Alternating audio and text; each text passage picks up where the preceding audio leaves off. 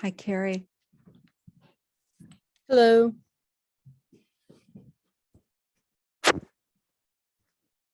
Did you get my email about the file? Probably. I haven't looked at it. I sent it like right before I left. But yeah, surprisingly, I could find that 2008 file. No problem. That took me like 2 minutes, and I thought I was going to search that for a half hour. The 2016 one is hidden. I don't know where that is. I went through several of the boxes and all the files. Okay. Well, we'll do a deep dive. Yeah, I also kind of sift through the emails and see if it was on there. I didn't see it there either, so I'm not sure where it's hiding, but okay. Well, we don't have to do anything until they've actually submitted a written request for certification okay. of completion. So I am trying to reach out to that person. So, but we're not obligated. We're under no time constraints until they submit that. And then we have I think we have 21 days to respond. So Okay. I'm just letting people in. Got Robin here.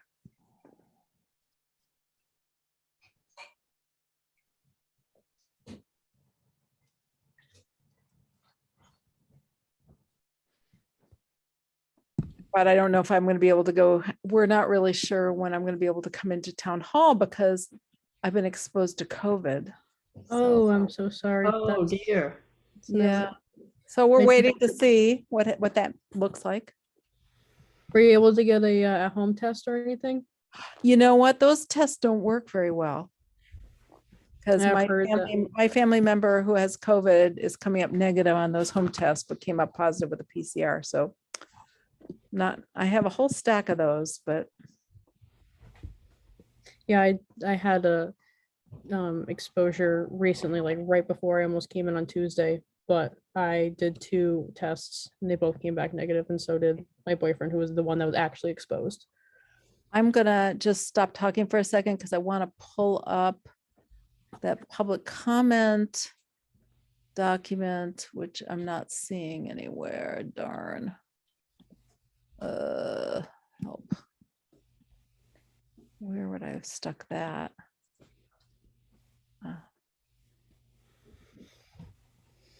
Got a couple minutes, so I'm just gonna keep an eye on letting people in and try to find the document. Oh, it's our policies.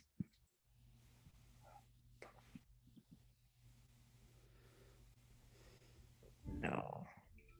Do you remember, Robin, that document I sent out about public comment, what the name of the document was? No, but I will go to my email now and look for that.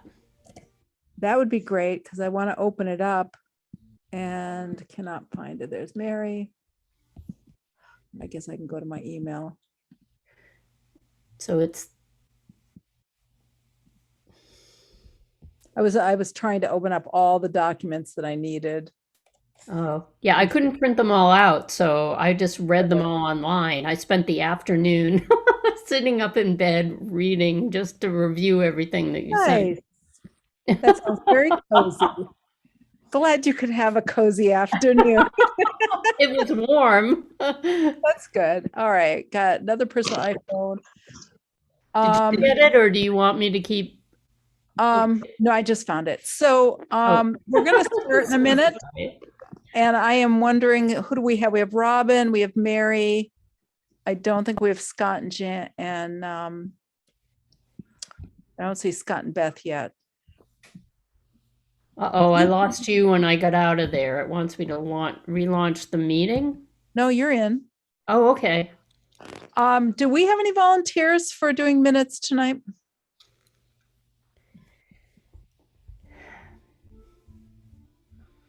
Robin shakes her head. Okay. Tell you what, I will do it tonight and then I'm off duty for a while. Because I've been doing them for a while. I know you had me taking notes tonight, and I will, but I was also going to make just like an attempt myself, just make my own little minutes for practice, and then I was going to show you what I came up with to see what that sounds good. So you can help me. Okay, I will have your okay. Right now I'm taking the attendance like you asked earlier. Yeah, in the future. So we don't quite have a, well, we do have a quorum. We've got Robin, Mary, me, but I don't see, we don't have a quorum. Well, I guess we do, the three of us, but I'm waiting for Scott. There's Scott. Okay. So everybody but Beth is here. We'll wait 30 seconds before we call the meeting. I was expecting Beth here tonight.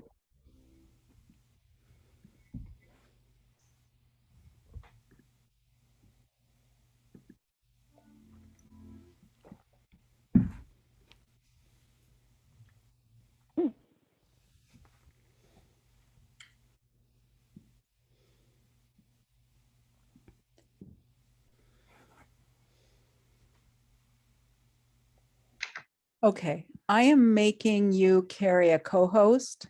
Okay. So you should see a pop-up if somebody is in a waiting room. Okay.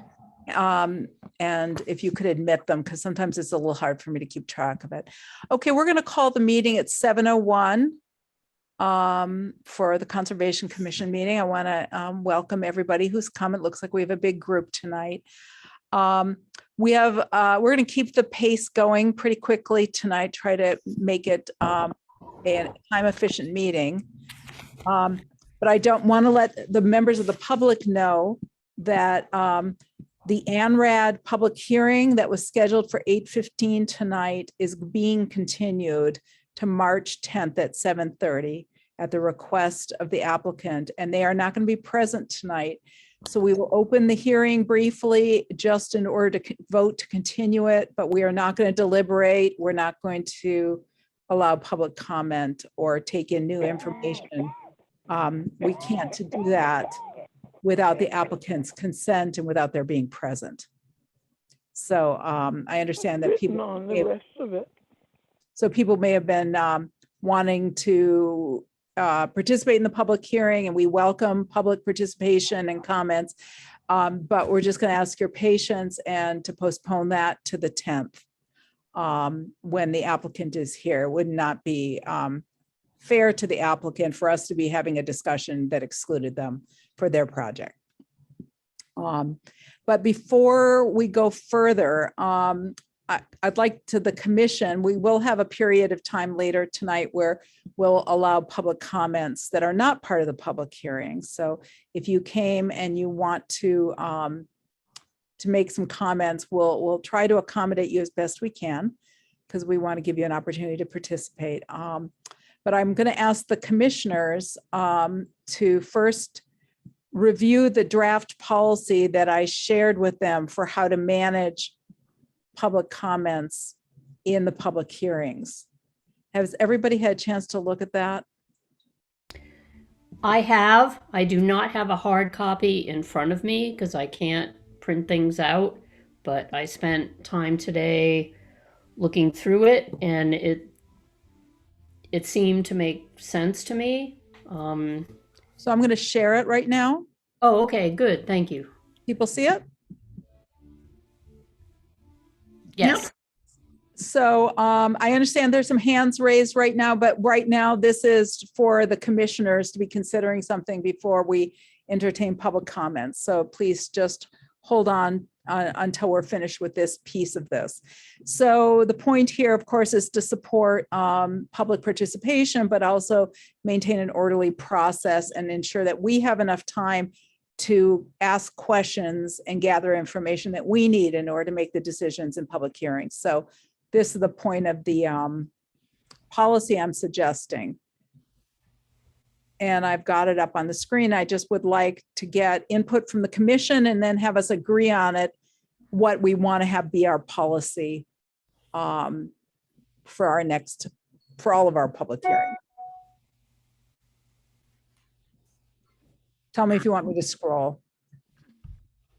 I just had a couple comments right in that beginning that I think where you're saying the chair makes a brief introduction. I think you just want to also say that the chair opens the public hearing.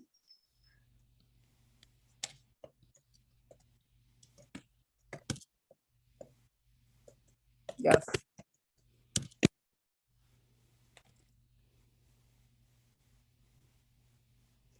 And then I also thought about that second bullet, where, 5 minutes is great, I think, for applicants that are coming back a second time, but I'm wondering if we think 15 minutes is enough for somebody who's just presenting their application for the first time.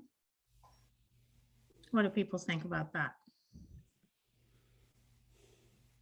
I was wondering about that too. But I guess what usually happens with some of the more complicated ones, how long does that usually go for you guys? Well, I'm not wedded to this. We could also take that sentence out. And just for repeat, or we could leave it out completely because it might vary from the complexity of the project, how much time we could decide that. This is more about public comment. It's not so much about the applicants. Obviously, we want to give the applicants Mhm. the time that they need. So I'm not, we could just take this out. I do think you should leave it in so that there's an idea that it's a limited time. So How about for continued hearings?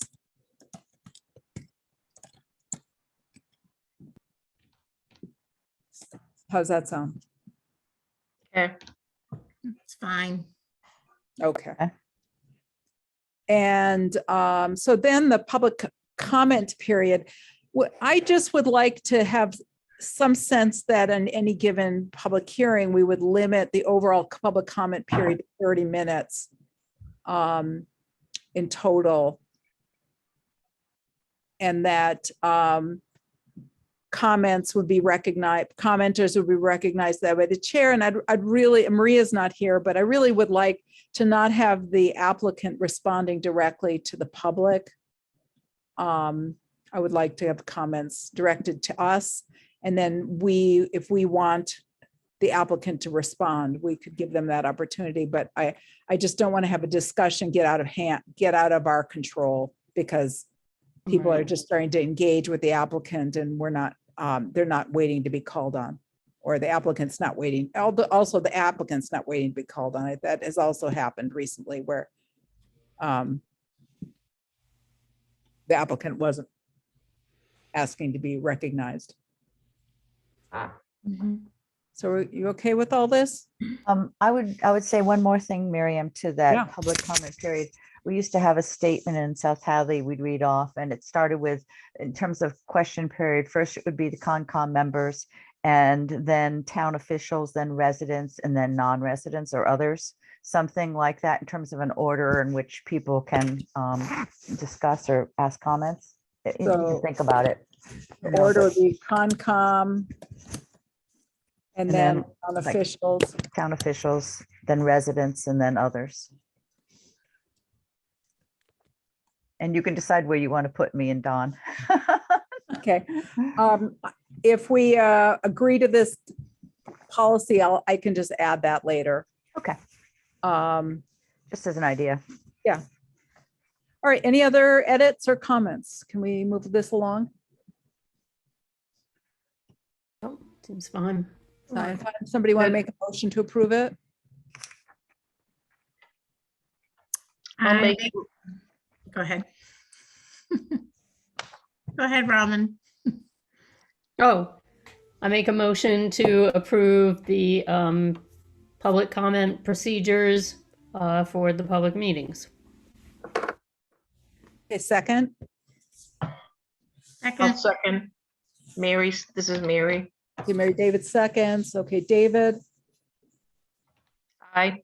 Defond, I, Harrington, Aye. Han, Aye. and Wilson. aye. Okay. So the next piece of our agenda was to meet with Joe Salvador and talk about the matters that have been unresolved with previous projects before we go into the public hearing at 7:30 for his notice of intent. So Joe is here. Joe, do you have anybody else here with you? Yeah, I think my engineer was supposed to be on. He may be on, I'm not sure. If not, he may be waiting. I hear a voice. All right, let me, 1 second. So, What's the name? Oh, Chris?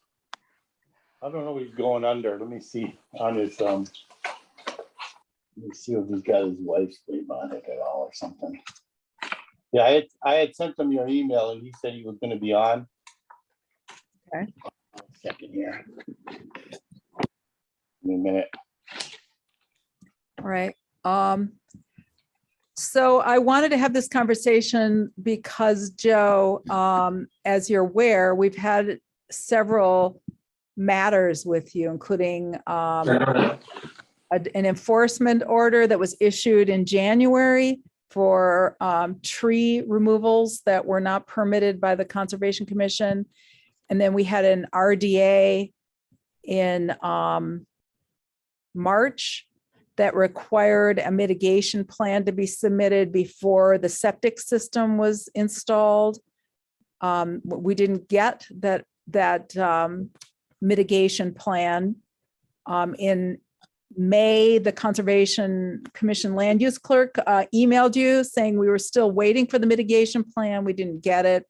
And then in October, we issued another enforcement order because of the demolition work that you had started for your house without a permit. So here we are.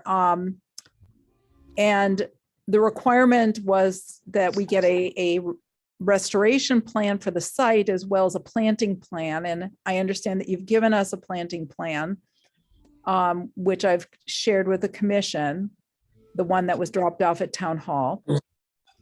But I think that the commission needs to decide whether or not we are feeling like you have met the conditions of the enforcement orders and what else we might want to require of you in order to satisfy those requirements. Because when we go into the notice of intent, my guess is that we'll want to ensure that everything else is in compliance in addition to whatever order of conditions we might approve for your new home construction. So kind of decoupling these two things because the enforcement orders are kind of their own thing independent of the notice of intent.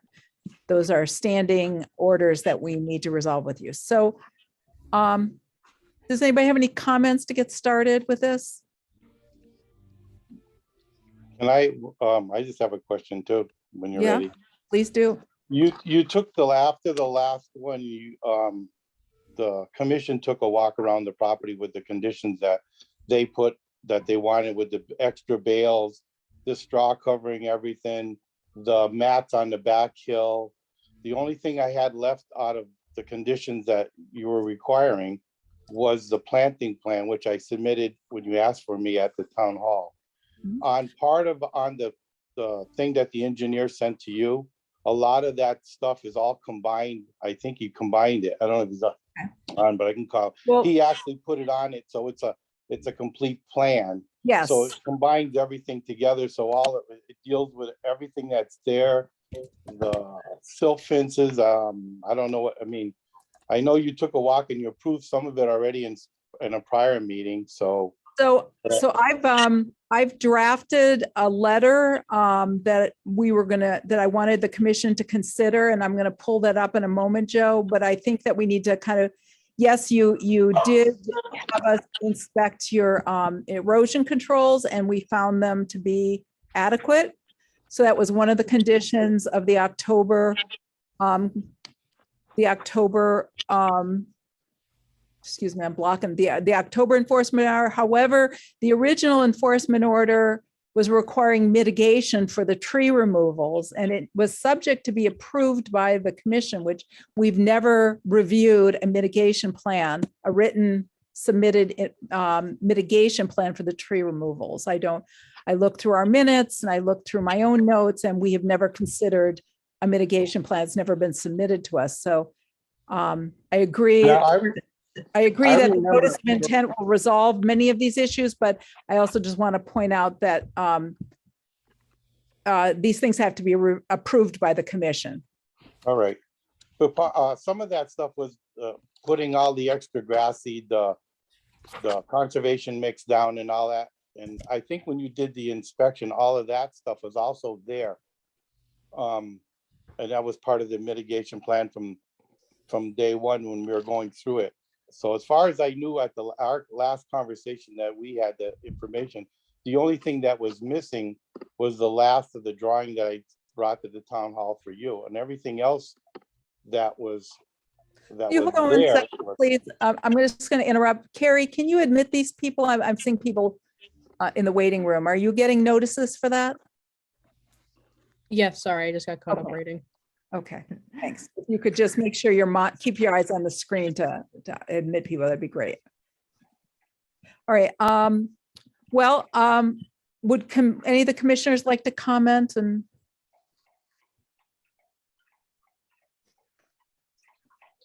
And their understanding? Don has a hand raised. Go ahead, Don. So I'm wondering that I haven't really read over Joe's notice of intent. What surprises me is DEP stance that not only are we talking about mitigation within, the 100-foot buffer zone of the river, of the stream there, but we're actually talking about an improvement, and stabilization is what we have now. An improvement, I mean, maybe Janice has a better perspective on this, on projects that have gone on like this along the Connecticut River in Hadley. I'm wondering exactly what they mean by an improvement. I would like to see a much better planting plan if that's the case. And, the use of native species rather than, what you could pick up at Home Depot, Joe.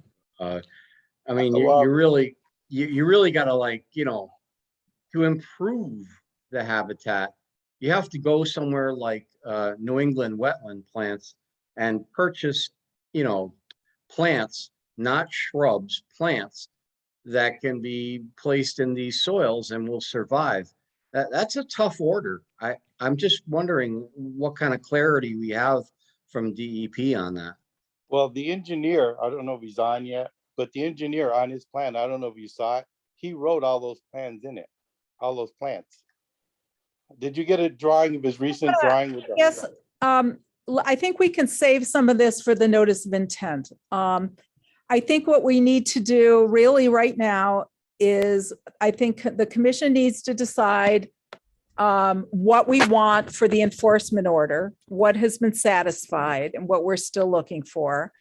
And then when we get into the public hearing for the notice of intent, then maybe we can get into the weeds about DEP's comments, because the comments from DEP were for the notice of intent. They weren't for the enforcement order. So I don't want to confuse the two things. Scott, do you want to make a comment?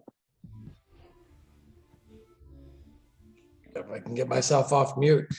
I think this is helpful. I'm wondering, it sounds like the applicant in this case thinks he's submitted parts of this, but maybe they're combined with some other documentation. And I'm thinking for clarity for the commission, it would help us to have, the clear restoration plan. I think that's what's missing, right, Miriam, is a clear restoration plan for this site, clearly articulating how they're, so it's going to address the removal of trees that had taken place, as well as some of the other site restoration. And so I think that's really, from my standpoint, clearly getting that from the applicant, so we have that in hand, so there's no confusion as to what remains to be done.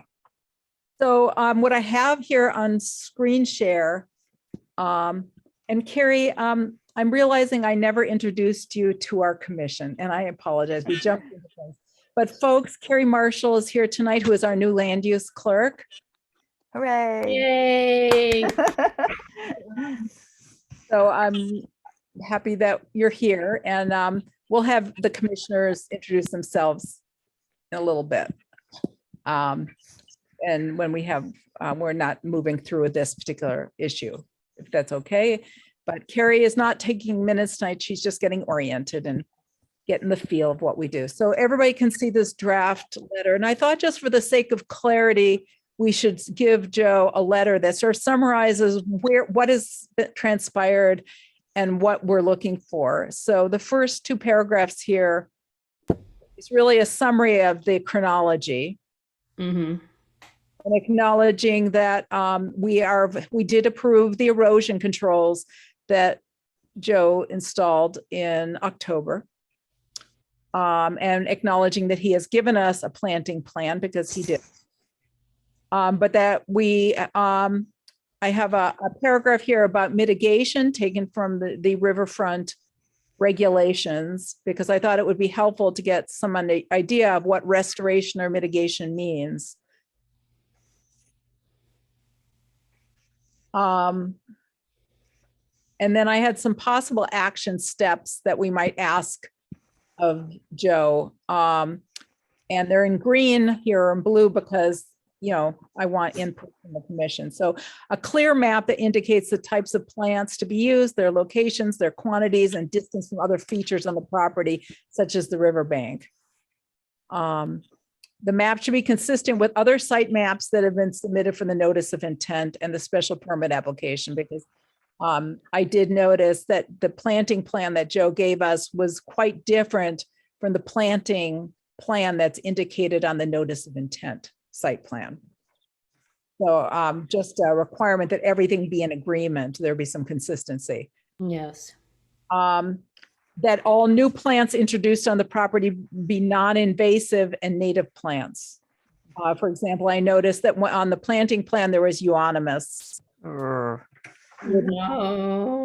No euonymus. And there were some other non-native plants like boxwood. So again, since we're attempting to bring the site back to a more natural state in order to protect the wetland values of the riverfront area, we're looking for actions that will help restore a natural habitat. And then I have another bullet: since at least 10 or more trees and assorted other kinds of vegetation were removed without a permit, the commission is looking for a significant improvement over the current conditions being the degraded conditions right now. And that is, we are looking for the creation of a native plant community using several native plant trees, shrubs, and herbaceous plants located in different parts of the site.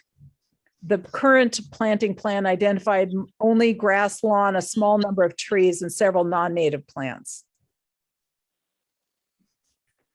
And then just really asking him to submit a plan no later than February 7th so that we can review it for our next February meeting.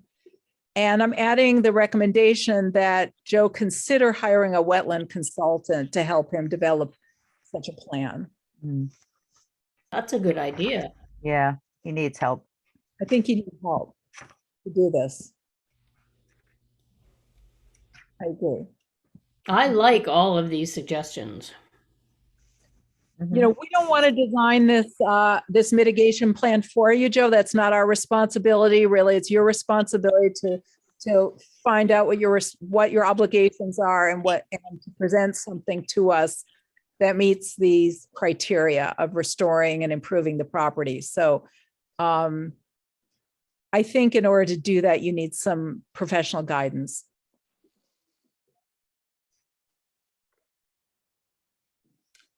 Can I just, so I'd have to wait for further to get any permits. Could that just be a condition along with my next application? So it's all in one?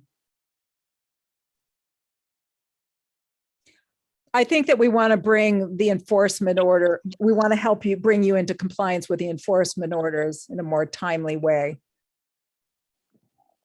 I don't think we're going to want to issue an order of conditions for the notice of intent if we don't know what the mitigation plan is going to be, because then we don't know what if you don't have it, then we don't know what we're approving. We need to have a complete plan for us to approve the notice of intent. And I guess I don't want to talk about the notice of intent right now because we haven't opened the public hearing for it. So let's hold off on that piece. We're just talking right now, and I guess I'm asking the commissioners, does this feel satisfactory for us to issue this letter? Yep. Yeah, I like these statements. Okay. I Anything? think it looks like we've included everything. I think it's gonna help with clarity so everyone understands what's needed to get the site restored and the wetland protected and move forward. Yes. I mean, I understand, that Joe has stabilized the site. He's put in erosion controls, he's seeded, he's put down straw to hold down some of the banks. And we appreciate that work that he did. And you did it very quickly in October. We would have rather have had a viable permit in place before you did that, so that it didn't have to be done in a hurry. But that said, we are where we are. So, but I think, Joe, we need to see, the habitat has been degraded. There were fairly mature trees that were providing shade to the riverfront area. There were native vegetation. There were slopes that were being held in place by root structures that are no longer stabilized. So there's been a big impact. And we're trying to ensure that it's restored as much as economically viable and reasonable. So would somebody like to make a motion about the letter?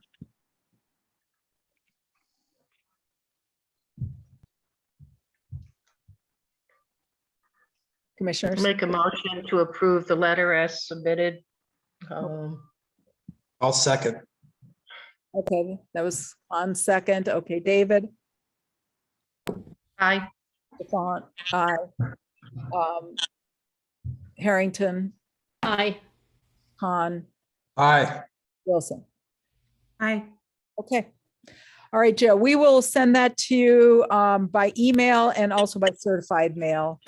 And I believe we've given you a list of, there's a list of environmental consultants that the commission maintains that we can, if you don't already have it, I can give it to you. It's certainly not an exhaustive list, and you're certainly free to find anybody you want. You don't have to find anybody. If you choose not to, that's your choice. We just are recommending it because we think it would be very helpful and probably not that costly. All right, put it in, can you put it in with that letter you sent? Yes, I can do that. All right. So we have a couple minutes before we open the public hearing. So maybe we could just take this moment to introduce ourselves to our new land use clerk. And they'll jump in and introduce themselves. Oh, hi, I'm Mary David. Nice to meet you. Hello, nice to meet you. I'm Robin Harrington. Nice to meet you. Welcome. I'm Beth Wilson. Welcome. We're so happy that you're here. So happy. I'll jump in. Carrie, my name is Scott Kahn. It's very nice to meet you. Welcome to the commission. Thank you for all your help. We are so excited that you're here. Thank you. I'm very excited to be able to, once I actually get my legs standing in this position, to be able to help out and give more support. And then we have two people who consult regularly to the commission. Carrie, we have Don Wakaluk. Don, you want to say hi?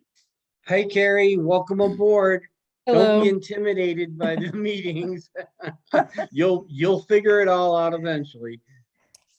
Don is the tree warden for the town of Shutesbury, and he also helps us a great deal with having a background in environmental science. And Janice is a wetland scientist, Janice Stone. Black box. Welcome. And Carrie is a recent graduate from Westfield State with a degree in environmental science. So got a great skill set and interest in these topics. And I think it's going to be a really good fit. We're very excited. Woohoo! Yes. Dawn, I think your cat's adorable. Yes, I was going to say something about that. You beat me to it. It's funny, it's every time there's a Concom meeting, he shows up for the Zoom meeting. But I don't, he never comes around for anything else, for any other meeting like this. He must like you guys, I don't know. Okay. What's his name? Okay, I'm going to jump in here, guys. At 7:30, I am going to open the public hearing for 31 Lakeview Road, Joseph Salvador, notice of intent for a house demolition and reconstruction project. And Carrie, if you could just keep admitting people, we got a lot of people coming in. Joe, your engineer here. Is Chris Stoddard here? Yep, I'm here. Hi, Chris. Where are you? Hi, I see you. Welcome. So what I'd like to do is give you guys a few minutes. Chris, were you here earlier? I don't know when you joined the meeting. Did you hear our discussion about planting? Yeah, so I guess my question is, do you want to just continue this hearing without actually hearing it tonight so we can, I didn't realize there was going to be an enforcement order on this property. There already were 2 open enforcement. Yeah. So I think that changes a lot. Obviously, this plan, you can't approve this plan in its current form. So is it possible we can just continue this hearing to the next meeting so we can get this thing better? Or would you like me to present it as it sits now? I think that we can hear from the other commissioners. My thought is that in order for you, I agree, it probably is going to need to be continued, but having a discussion first and might help focus what you need to work on and what needs to be revised. So Okay. I don't think it would be lost time for us to have a discussion, because I know that I've looked it over and I have some questions, and I think some of the other commissioners have questions, and maybe we should get a chance to flesh those out before you go home to do your homework. Okay, yeah, that works for me. Do you want me to start, or do you have? Do you want me to pull up the site plan? Yep, I can. Do you want me to? I can share my screen if you want. I had it pulled up, if I can find it. I'm looking, maybe it's not showing up. It's not showing up. Let me see if I can give you a screen sharing response. Make you a co-host. Give me a sec. Where are you?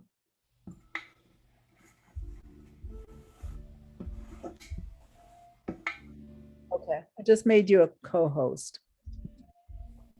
So why don't you take a few minutes and walk us through the, what the site plan is. Okay, Chris, can everybody see my screen? have you seen the planting plan that Joe gave us? Yes. No, I mean, Chris, have you seen it? Oh, I'm sorry. No, I haven't seen anything. Okay. Because there was a separate plan that Joe gave us in December, which differs from yours in a number of ways. So that's where some of the confusion is. Yeah, absolutely. So, okay, we can talk about this exactly what I guess what I'm proposing currently. So as you can see, this is Lakeview Road. This is the existing leach field. I believe this is the area where my hand is here that Joe has done some previous mitigations. So the existing foundation was located right here. It's approximately 890 square feet. That building has since been taken down, and I assume you folks have been out there, you've seen the rubble foundation. So what we're proposing is to build a new building in the same location, 900 square feet, using the exact same footprint. The reason it's 900 square feet, the deck ends up being a little bit bigger. We are proposing to infiltrate all the water on the site. So the roof lines, it splits and it goes this way and this way. We would catch it with a stone drip edge, a gravel stone drip strip on this side with a 4-inch pipe in it. And then that would feed into a dry well. And then on the other side, we would end up having gutters feeding down into the pipe around the building and also into the dry well. Additional silt fence and erosion controls along the property or along the downhill side of it. We are proposing a temporary spoils pile. Obviously, the stones and the boulders from the existing foundation, we'd have to excavate them out and store them on the side. And we were just proposing it to be in this area with additional erosion control measures around that for kind of a safety precaution. And then we were proposing some plantings, but based on what I heard 15 minutes ago, that will change. So it's a fairly straightforward project. We are reducing the impervious area by being able to treat all of the runoff from the building into the on the site. So we think, and I have DEP's comment letter here, you know, significant net reduction in impervious area, and I believe we are meeting that by being able to infiltrate it on the site using dry wells. And then, sorry, I'm reading as I'm talking here. And then plantings of indigenous plant species. Obviously, we'll have to work on that. We'll work with a wetland scientist to get us a good grouping of the appropriate trees for the area, trees and shrubs and whatnot. Because it's a fairly straightforward project. I can answer any questions that you folks have. One of my questions is that I don't see, maybe I don't have it clearly. Is the mean annual high water mark delineated? You do have the top of the bank. Yeah, so it's, we're using. What is the distance from the top of the bank, mean annual high water mark to the house? I can tell you, hold on one second. Currently, well, what it was, I guess, the demoed house was 64 feet, and the proposed houses ends up being 64.5 feet. So for all intents and purposes, it's 64 feet. Do you know that, I don't know if you're aware of this, but if you're looking at the map to the right of the leach field, there's a BVW. That I did not know. Yeah, just on the edge of the leach field. Okay. I didn't know that. I was using the, this plan was based off the septic plan that was done by Richard Scott back in the early 2021. So if he didn't end up picking that up, I didn't notice that. I didn't know that it was there. We can obviously go locate that and pick that up on survey. Yeah, there's a culvert going under the road. Mhm. And then it drains down to the river.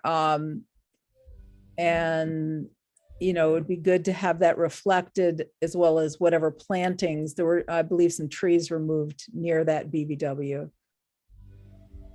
Okay, that's fine. We'll probably end up using Ward Smith. We'll probably have So to go where is the current well to the, on the property? So the current well is located right over here underneath my hand. All right. Is there going to be any kind of track pad during the construction phase? There can be. I don't anticipate needing, the driveway itself is gravel now anyways. I don't expect there to be a lot of heavy truck traffic in and out of the site, because the foundation, for all intents and purposes, has been dug. They just are pulling out the rubble. I don't expect a ton of fill. We're not proposing any filling other than just a small bit right on along the edge of the existing septic system, just to blend in back into the house. We can put one on here. I don't know how many truckloads are going to be coming in and out, honestly. I don't think it would be a huge issue, but we can add one if you folks would like. Well, it's pretty muddy there right now. I mean, there's hay scattered around, there's straw head, but you know, it's frozen now. But when I was at the site in October, it was pretty muddy and mucky. And I think there's going to have to be some heavy equipment down that slope to do the house install. So yeah, it's easy. I have a detail. I can add it to the plan. is that, is there a crane coming in to put the panels, or how, or is it, it's not a stick-built house, it's like with Post and structural beam. panels? Yeah, it's post and beam. So it would, yeah, the crane, yeah, it most likely will be a crane, or probably a small boom truck. So that would end up sitting in the driveway, and the material would be most likely staged in this area here, and then it would be lifted onto the foundation. So that area where you want to stage is going to be close to where that BBW is. Yeah, absolutely. We No, would so we would want- end up putting some more additional erosion control We would measures. definitely want erosion controls there. And are you expecting a dumpster as part of the construction? Will there be a dumpster anywhere on site? Joe could probably speak to that because he's actually doing the construction, but I don't think there's anything in there that would go in a dumpster. What's left in there would be recycled. Any concrete, they actually crush it now. So everything that's basically left there is going to be recycled. Okay, recycled on site. Well, the stones are going to be made into a stone wall, if depending on what we need, where we're going to put them in. Anything concrete or anything, they bring it to a crushing place and they crush it and make it into gravel. So I don't see on the site plan where the stone wall or retaining walls would go. Well, that's something my We wife and I still. we don't actually need any, the way the slopes work. Yeah. We shouldn't need any on site. That's why I don't have any shown, because the contours here blend back in, and then the building, it slopes down and around. Same thing with over here. That's why we don't show, I didn't need to show any because we don't actually need them. Okay. Yeah, I thought around where you had the spoils pile Joe had showed us during the site visit, he was thinking of putting in a retaining wall. Well, I just forgot, I'd like to do, I don't know, I'd like to save some of the stone, but we haven't decided. A lot of that deals with cost. They may just haul them all out of there, but we'll see. It's up to my wife. The kind of thing that we might want to see on the plan, because, you know, that would be, have an impact on where you can put trees. Well, I'm Obviously. gonna let them do the tree design, and if that comes first, and if you can't do the walls or do something, I'll leave it to the engineering who does the planting design now. Beth, did you want to say something? I thought I heard you commenting. Yeah, I was just noticing the well. Aren't you gonna have to trench to the well? So the well is outside of where the erosion control line is. No, the well line is actually is Still stubbed out. there? It was already put to the old building, so it's sitting right about where my hand is. Oh, So okay. there's no excavation back to the well. Okay.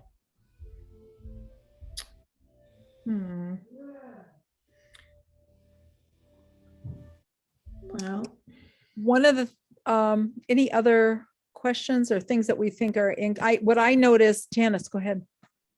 I was just wondering about the timetable, whether this is something they were going to wait till spring. I mean, I think that affects, mud erosion control and stuff, or whether some of this, usually you want some kind of construction schedule, draft at least of when these things are going to happen.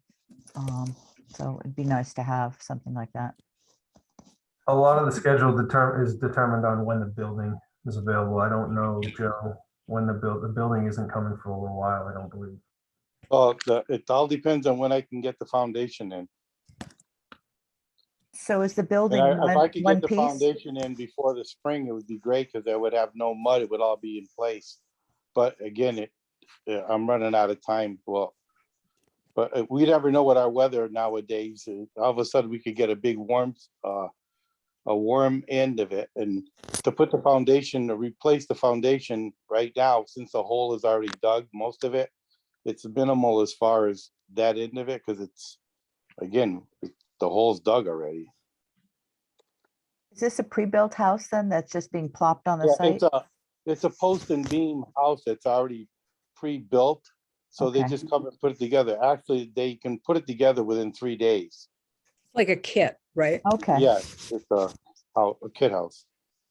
Okay, good. Thanks. So it shouldn't be a lot of, they come and they put it together and then they leave. Okay. Other things what I noticed, if you could stop the screen share.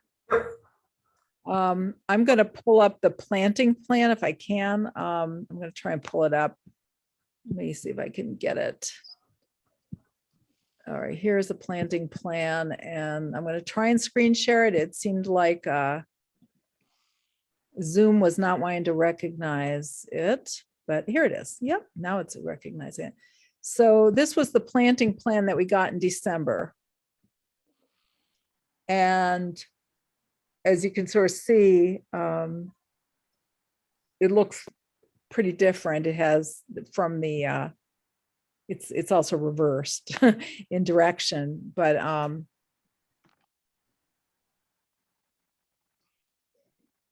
you know, it has right here some trees where and a retaining wall, I think, where Well, the trees that are on that I drew on that end were trees that we were planning on putting for sounding from the cars maybe going by the road, but that was my design, thinking, okay. And all those other plantings were plantings that were outside of the septic system, because me being in deciding that I don't know if I wanted to put trees on top of a septic system, because that's usually not a good idea because of the roots.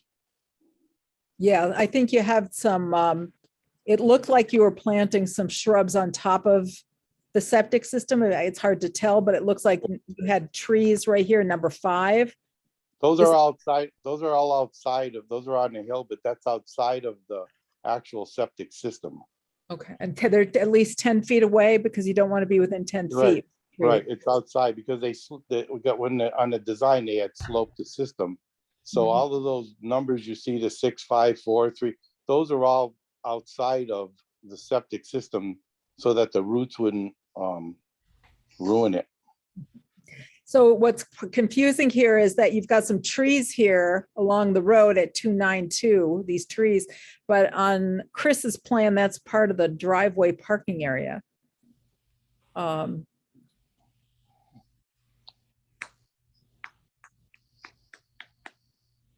But there may be enough room for the trees and parking with that space there, but I mean, I can remove those trees.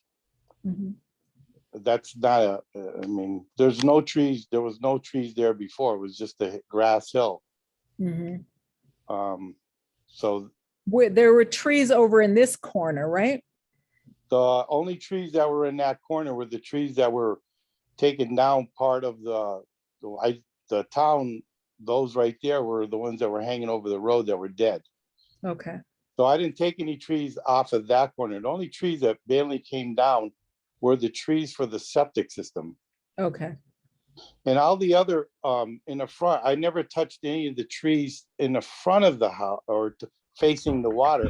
I didn't remove any of the trees on that side that I can think of. There was no really only big trees that were there were the ones that were on the other side of the, where the septic system was. Janice, do you have your hand raised? Yeah, I was just thinking if we could get from Don, how far setback should new trees be from the edge of the road? Since I thought that was part of the reasoning why the trees had to go, so. So that's what I was gonna ask actually of Chris and of Joe. What I'm seeing here is a kind of a static plan. I'm not seeing any level stakes or elevation stakes or anything like that. Are you guys saying that you're gonna pour this new foundation and place this house, and then you're not going to bring in loam or compost or fill in some form to raise the grade around the house? We're gonna use the material that's there, whatever's left over for the fill to make up the difference of the gap that's there right now to blend it in. Well, But the you're gonna plan is to fill set in to set the foundation at the exact same elevation that it's at now. But you're gonna have to bring in fill in order to blend that, elevate that slope in, right, to the house. Yeah, and that's what we show oh, I'm not sharing anymore. There's the two dark lines we're showing to blend it back in there to Okay. the house from the septic, and then that's what we're proposing, then loam and seed. Yeah, oh, here you go. So the two to the right of the building there, we have to fill in that area. Okay. Oh, you want me to share my screen again? Okay, so I guess that's what I'm talking about here. In an engineering diagram, normally what I would expect to see are some sort of topographic lines or at least elevation lines telling me where the slope was and what the final grade would be around the building. Why is any of that important? Because it has everything to do with what you're going to plant and where you're going to plant and the survivability of those plants, especially if we were talking about things that something that you'd purchase from a place like New England wetland plants. Those are very specific plants with very specific requirements and needs for pH and how you're going to keep them alive, especially things like sedges, and they don't survive very well. And that's really what you're needing to do here. You're not needing to just mitigate, you're needing to improve, which means when you're done, I should be able to look at the river and look at the backyard of this house, and it should blend together. There should be no erosion traces from the septic system. There shouldn't be any leftover fill or piles or anything like that. It should be one continuous landscape that matches the river. Very different from what your next door neighbor's property looks like.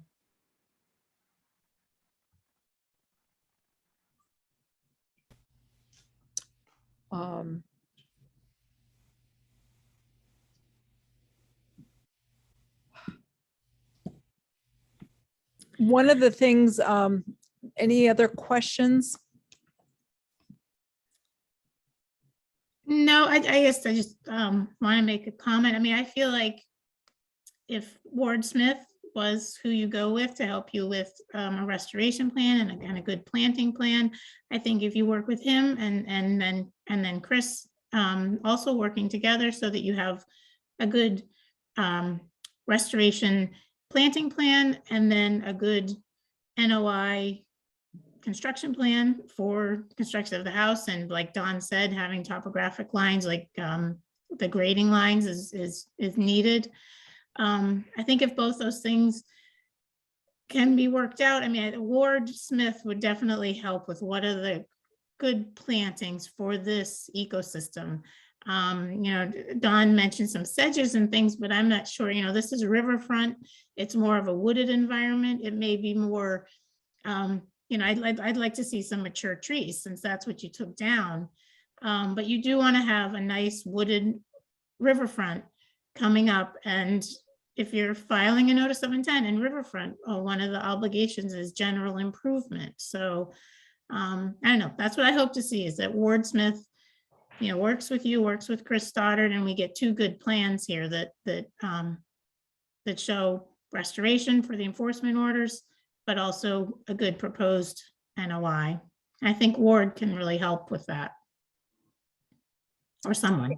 Janice, you have your hand raised? Yeah, the other thing, and I haven't seen these plans, so maybe I'm just missing a different sheet, but it should show the wetlands, the buffer zone. So that's for that wetland that's on the right-hand side you already talked about. It should also show at least the 100-foot riverfront area from mean annual high water. Yeah, it Okay, does. is that there? Okay, good, Yeah, maybe, outline. okay, good. And then isn't some of this area probably 100-year floodplain down near the water? You're pretty flat.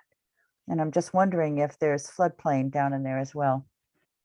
We can look into that. I think Okay. we're pretty high up, so I don't think we are, but I'll double check that. And we can, Okay. I'll put a note on the plan if we are in it or out of it. Or Okay. I'll locate it where it is and we'll make a note. All right, good, thanks.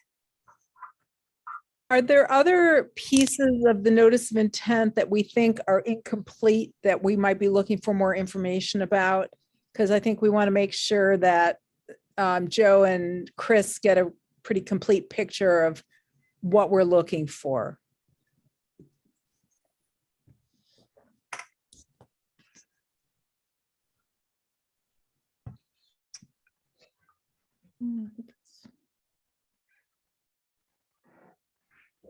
I can pull up my notes.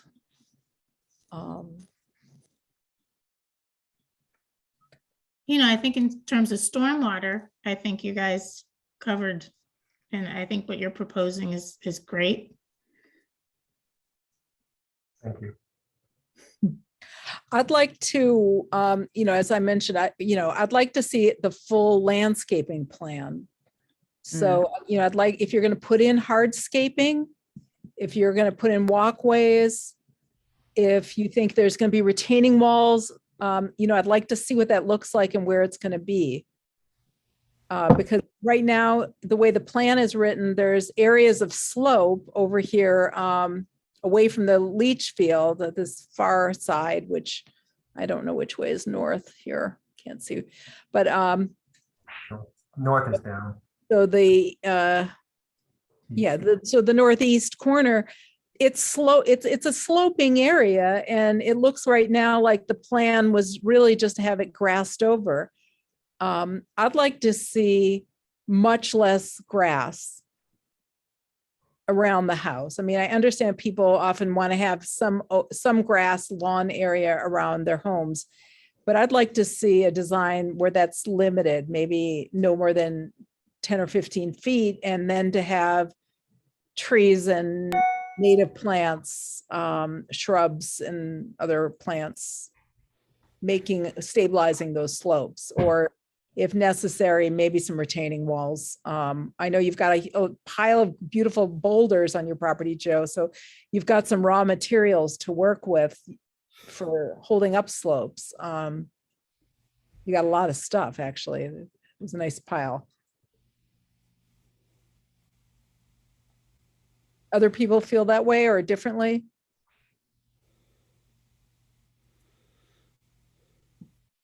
Same. You agree? Okay. Yeah. Yeah. Yeah. So one thing, I've been thinking about, and we're not at the stage right now where we're going to talk about what is going to go into our order of conditions. So I've started working on a draft order of conditions. I have not distributed it yet because I wanted to kind of review it with the commission first. But some of the thoughts I've had about this site as a mitigation would be some in perpetuity conditions, which would be attached to the deed and would not be released with the certificate of compliance. And one of the things I've thought about is taking a 50-foot no touch zone along the river, perhaps marking it with pins and ordering that there can't be any development in that zone, that has to remain in a vegetated natural buffer zone.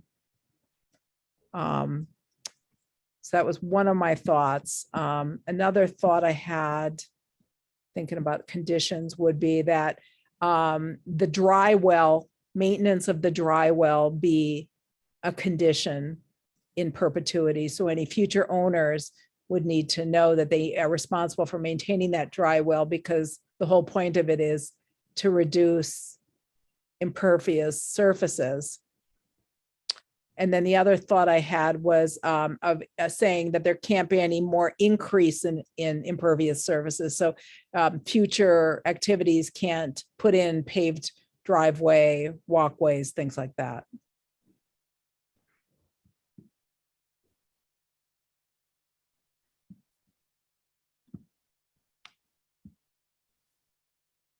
Yeah, I especially like the idea of sort of marking a border of a protected zone. I mean, anybody, Joe or whoever owned the property in the future would need to come to the commission anyway. And most likely, we would say, oh no, you can't get any closer to the river. But the problem is that people will buy a house and they won't know that. So, marking a particular line, like you said, 50 feet, or we can decide where we would want it, but with either pins, or you can actually use some nice boulders.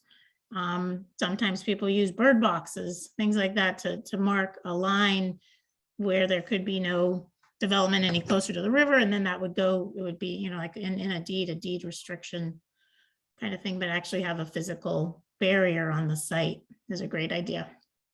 That sounds I great. agree. Can the distance be changed? Instead of 50 feet, make it 30 feet? Is there kind of can you make kind of a balance with it? Well, I Because feel right now like, where the silt fence is 30 feet and nothing's touched inside of it. I think it's 30 feet off the top of my head, but well, the silt fence is about 45, I think, or 50 feet. depending on where the But river is.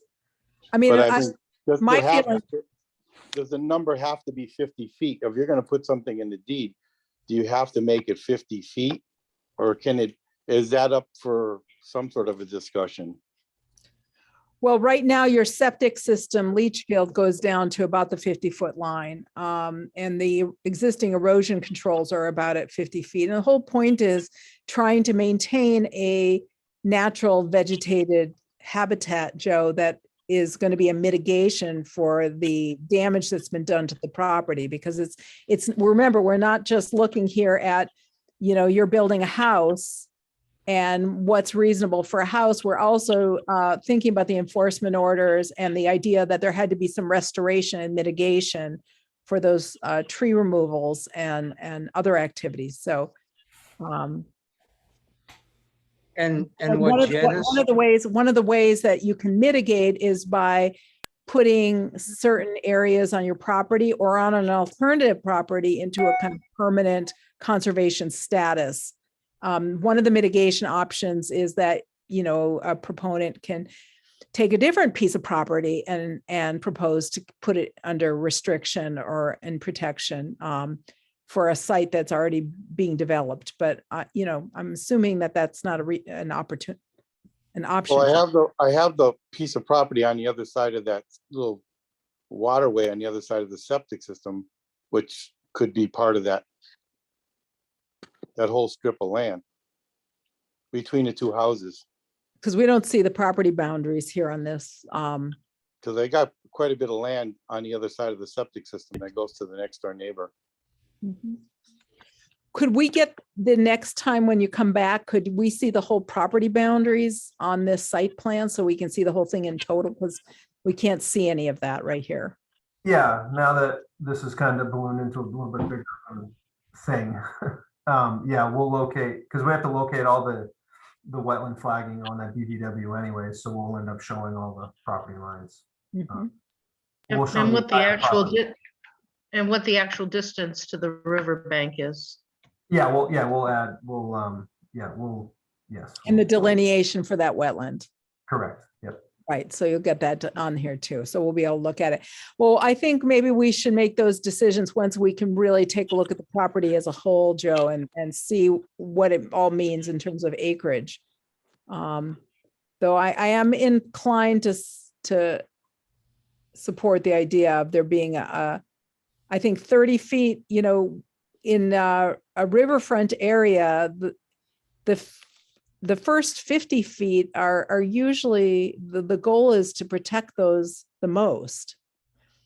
Really the first 100 feet in riverfront area. So it's not possible to protect the entire 100 feet because that's where your house and septic system are. And that's just not practical because this is the way your lot is. It's a small lot, but that's why taking the 50 feet seems like consistent with the kind of standards for riverfront redevelopment that we're trying to improve upon the existing conditions.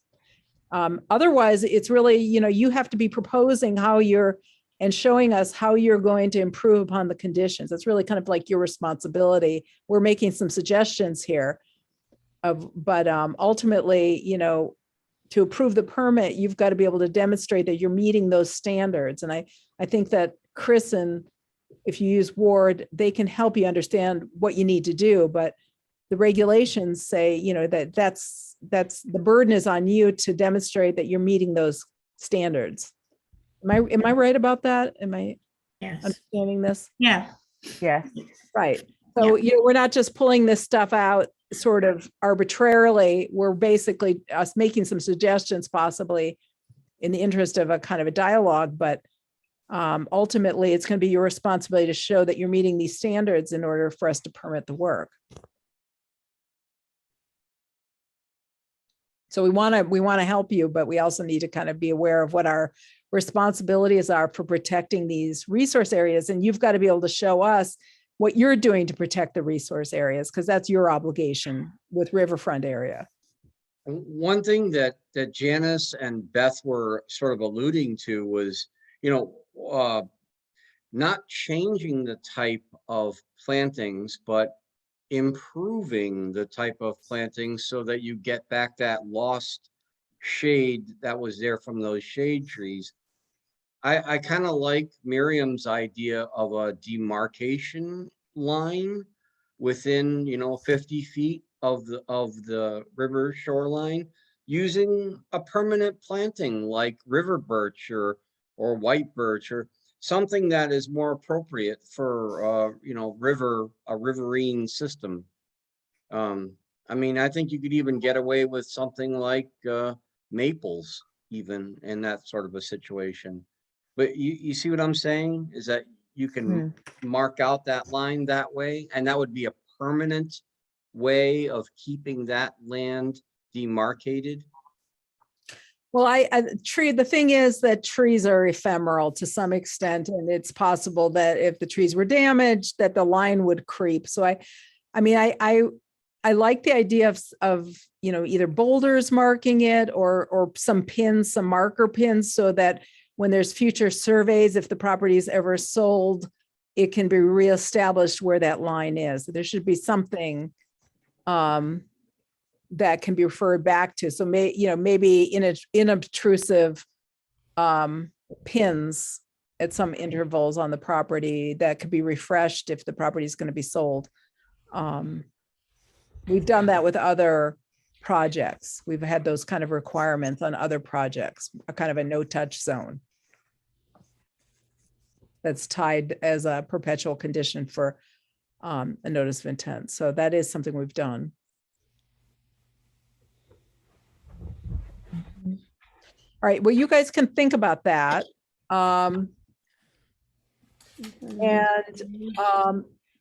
Joe and Chris, are you kind of clear at this point of kind of where to go with your planning? Yep. I'm all set. Yeah, at this point, if we could continue this hearing Okay, until your great. next meeting. I So don't know how fast we can get Ward out there to do the work, but at least at the next hearing, at your next meeting, we can at least speak to where we're going, how far we've gotten, and what, what our steps are. So our next meeting is February 10th. I don't think we have any public hearings. I wish, is Penny there? Nobody knows.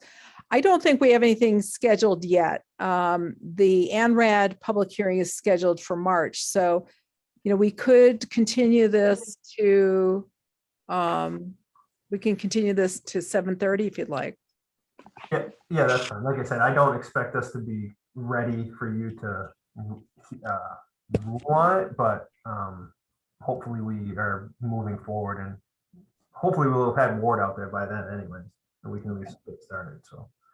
All right, well, I'll make a motion that we continue this public hearing for the notice of intent for 31 Lakeview Road to February 10th at 7 p.m. Do I have a second? Mary will second. Mary, okay, David? Aye. Bond, aye. Harrington, Aye. Khan, Aye. and Wilson. Aye. Okay, great. All right, so we have a few minutes. We will have to open the public hearing for ZD 37 Carver Montague ANRAD, and then we will close it because it's being continued at the request of the applicant. And I just want to be clear with the public that we can't take public comments that are going to be entered into the public record for the public hearing tonight without the applicant's consent and presence. We can't do that without them here. So we do have a few minutes. If there were members of the public who wanted to say something tonight or came with comments, we have about 6 minutes before we do that, and then we're going to close it. So I don't know if anybody's got their hands raised. Anybody? Mary Lou Conca? And also I would like people, when we call on you, if you could please give your full name and your address for the records. Hi, so I'm Mary Lou Conca. I live on Wendell Road. And I just had a question for clarity. if you could name, you keep saying the applicant, and I think you all may know who the applicant is, but for those of us who don't, can you name the applicant? Well, the representatives that we are working with is an environmental company called TRC.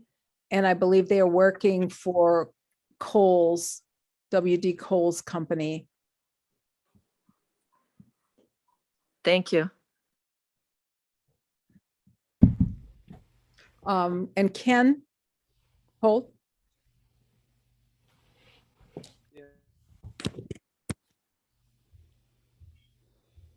You're muted, Ken. Okay, can you hear me? Yes. Carlos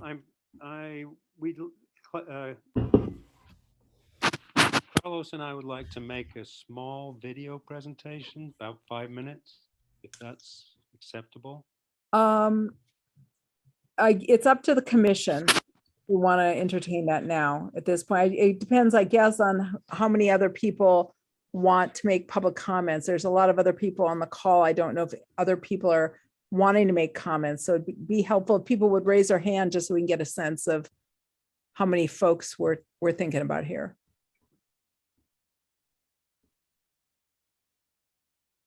Okay.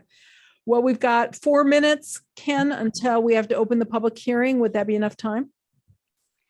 I can zip through this pretty quick, I think. Okay, is that okay with you, Commission? I'm okay. All right, so just identify who you are and your address and then go ahead. Yep, Ken Holt, 75 Montague Road, Shutesbury. And can I share the screen with you? Let me see if I can do that for you, your co-host. Go ahead.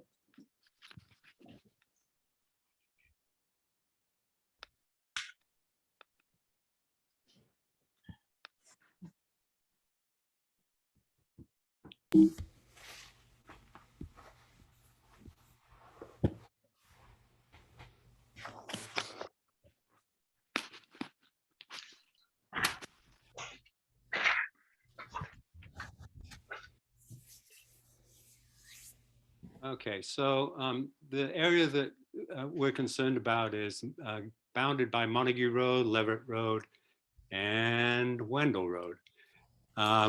Just a brief outline. In yellow here is the... We are not seeing it. We are not seeing it. Oh, you're not seeing it? No, we are not seeing your screen. Why is that? You have to do screen share. Yeah, I did. But the host has disabled screen share. You should be able to if you're a co-host. I made you a co-host. You're showing up as a co-host.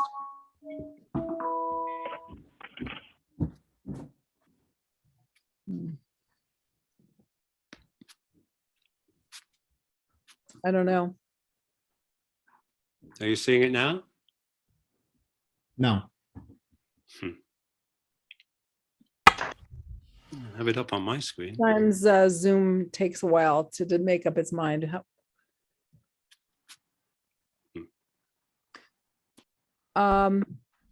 Okay, well, I don't know. Do you want to just talk, Ken? Yeah, so I'll get to the point pretty quickly. So in the area, so this is the Montague Carver Road area. There's about 435 million gallons of rainfall in that parcel a year.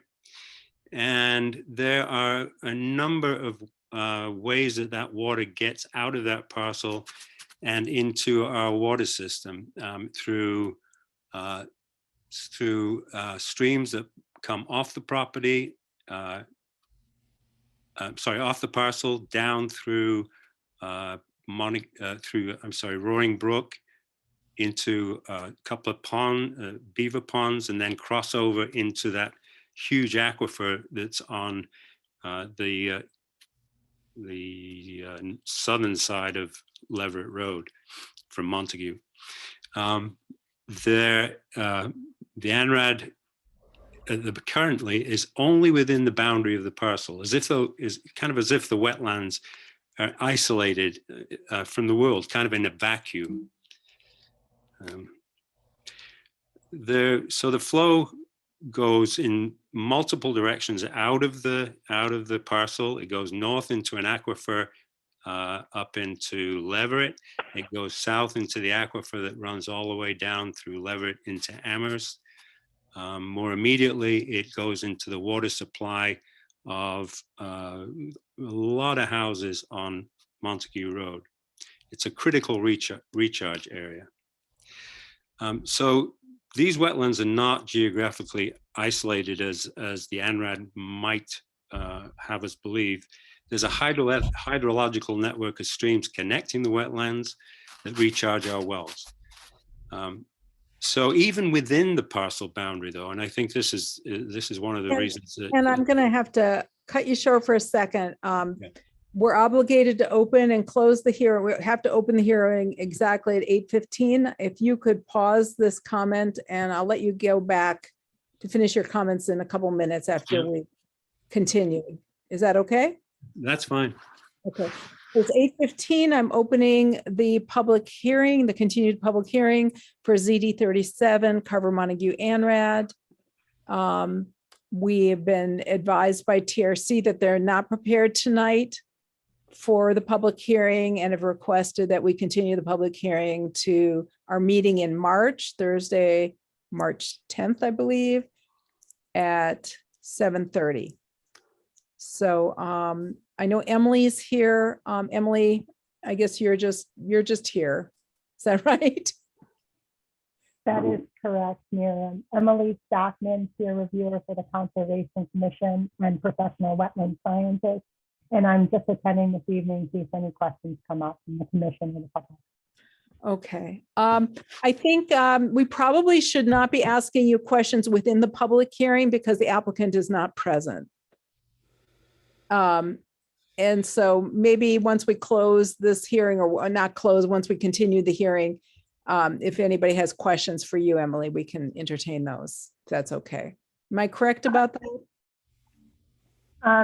It's my understanding that until the commission takes a vote to continue, it's my understanding that until the commission takes a vote to continue, you can have discussion, but once you continue it, there should really be no public discussion. Okay. I just wasn't sure that we could have discussion without the applicant being present. You have been requested not to by the applicant. Yes, because they want to be able to respond. And just as an FYI to the public, we did receive a couple reports from members of the public and abutters. And I have shared those reports with the commission, with Emily Stockman, and also with TRC. TRC indicated that since they had only gotten them last week, they felt they needed more time to respond to them, as well as a number of other things that they needed to respond to. So they were not prepared to have the hearing tonight. But my understanding is they'll be ready with all the materials they need to have by March, the March date. So would somebody like to make any other comments or questions before we continue?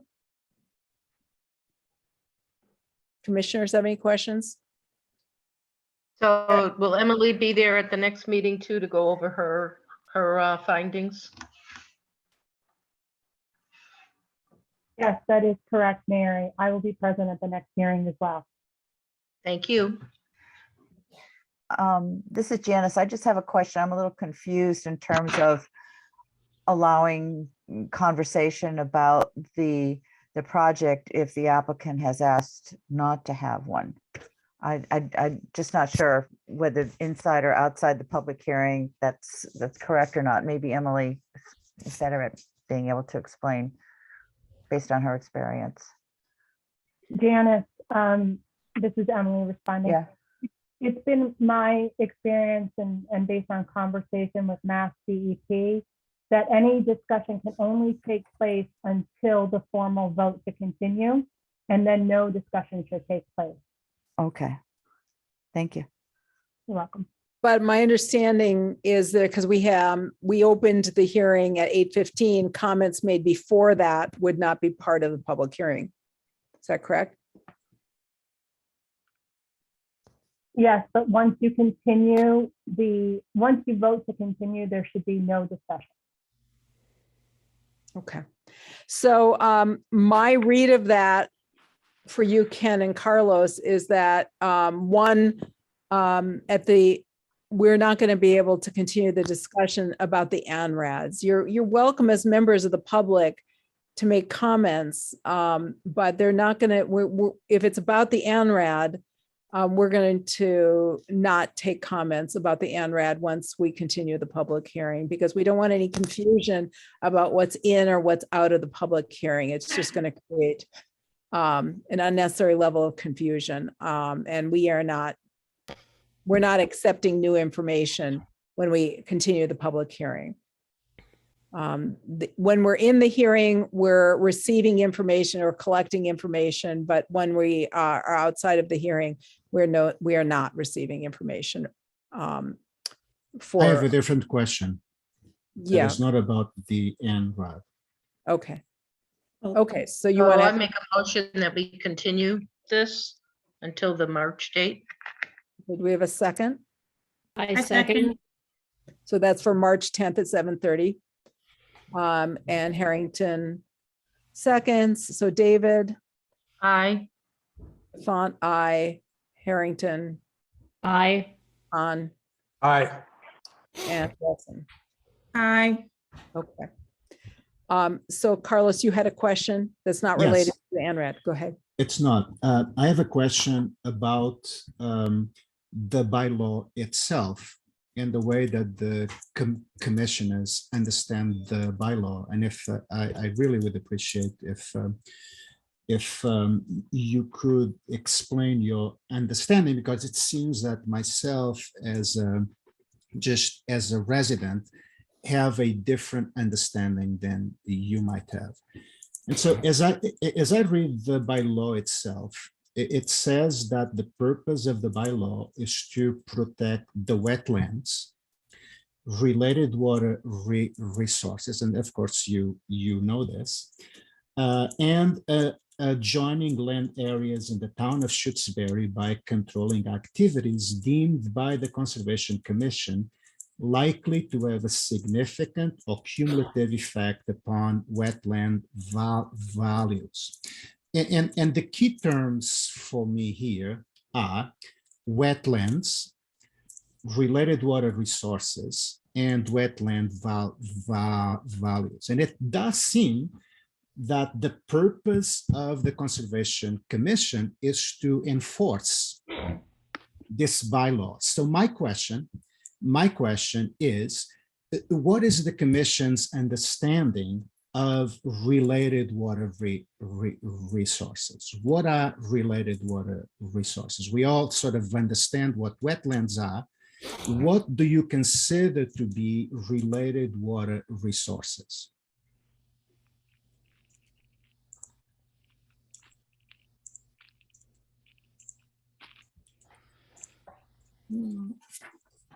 Dennis, you want to respond?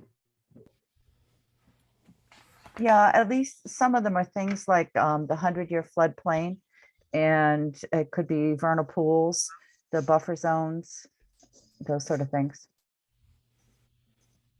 Can I ask a follow-up question? Well, I know that Ken has his hand raised, so I want to give other people a chance to ask questions if they want to. Ken, did you have a related Yeah, question? so it is related. So my reading on the wetland bylaw for Shutesbury is similar to Carlos's. But I also have a question about what our jurisdiction is in relation to the Mass DEP, because what I've been reading, I'll just give you a couple of quotes.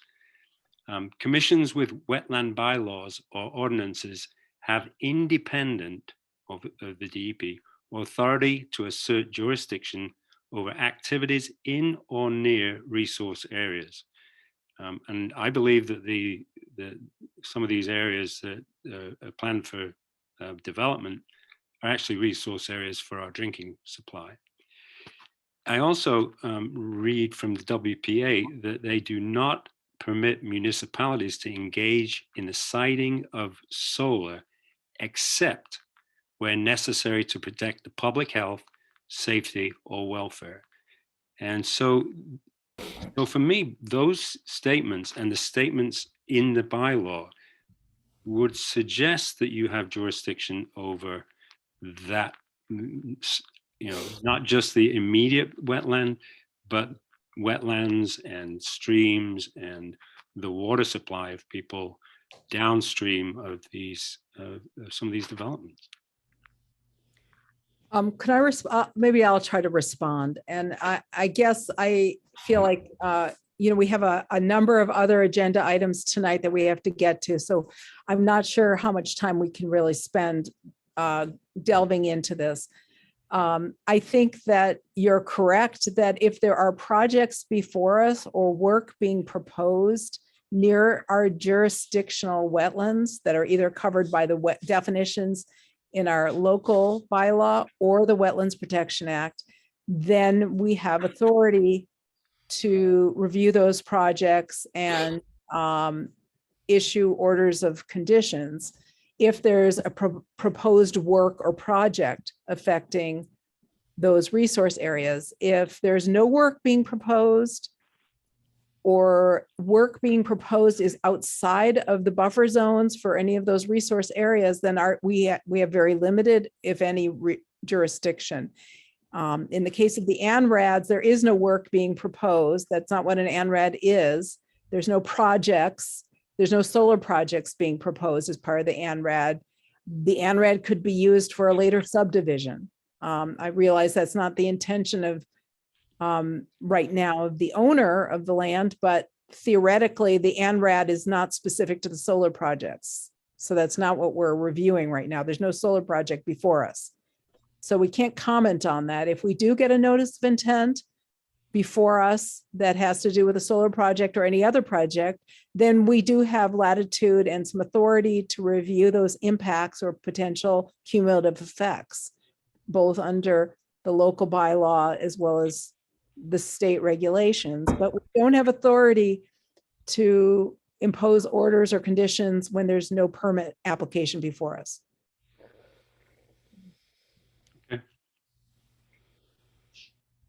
Would you allow me a follow-up question? Yeah. I mean, Yeah. let me just ask, have I explained that pretty clearly for the commission? Do you have anything you'd like to add, commissioners? I just want to add that, it sounds like Ken and Carlos are getting a little bit into our jurisdiction and they're looking at some of the real language of the bylaw. And I think when those questions are raised, one thing the commission really should do is check with town council. We can, if there are specific questions about, the legality really of the bylaw and how it goes along with the Wetlands Protection Act, those are big questions and those can go to town council.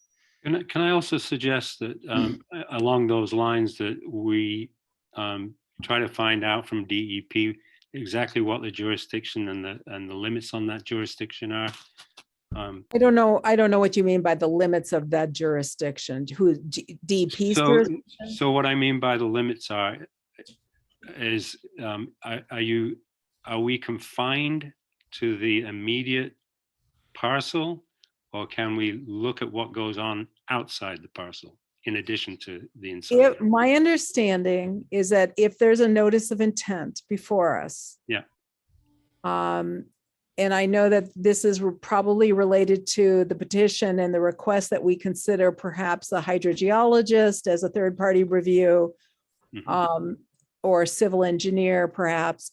And we do have the authority to request information about all of those things and to review that kind of information about cumulative impacts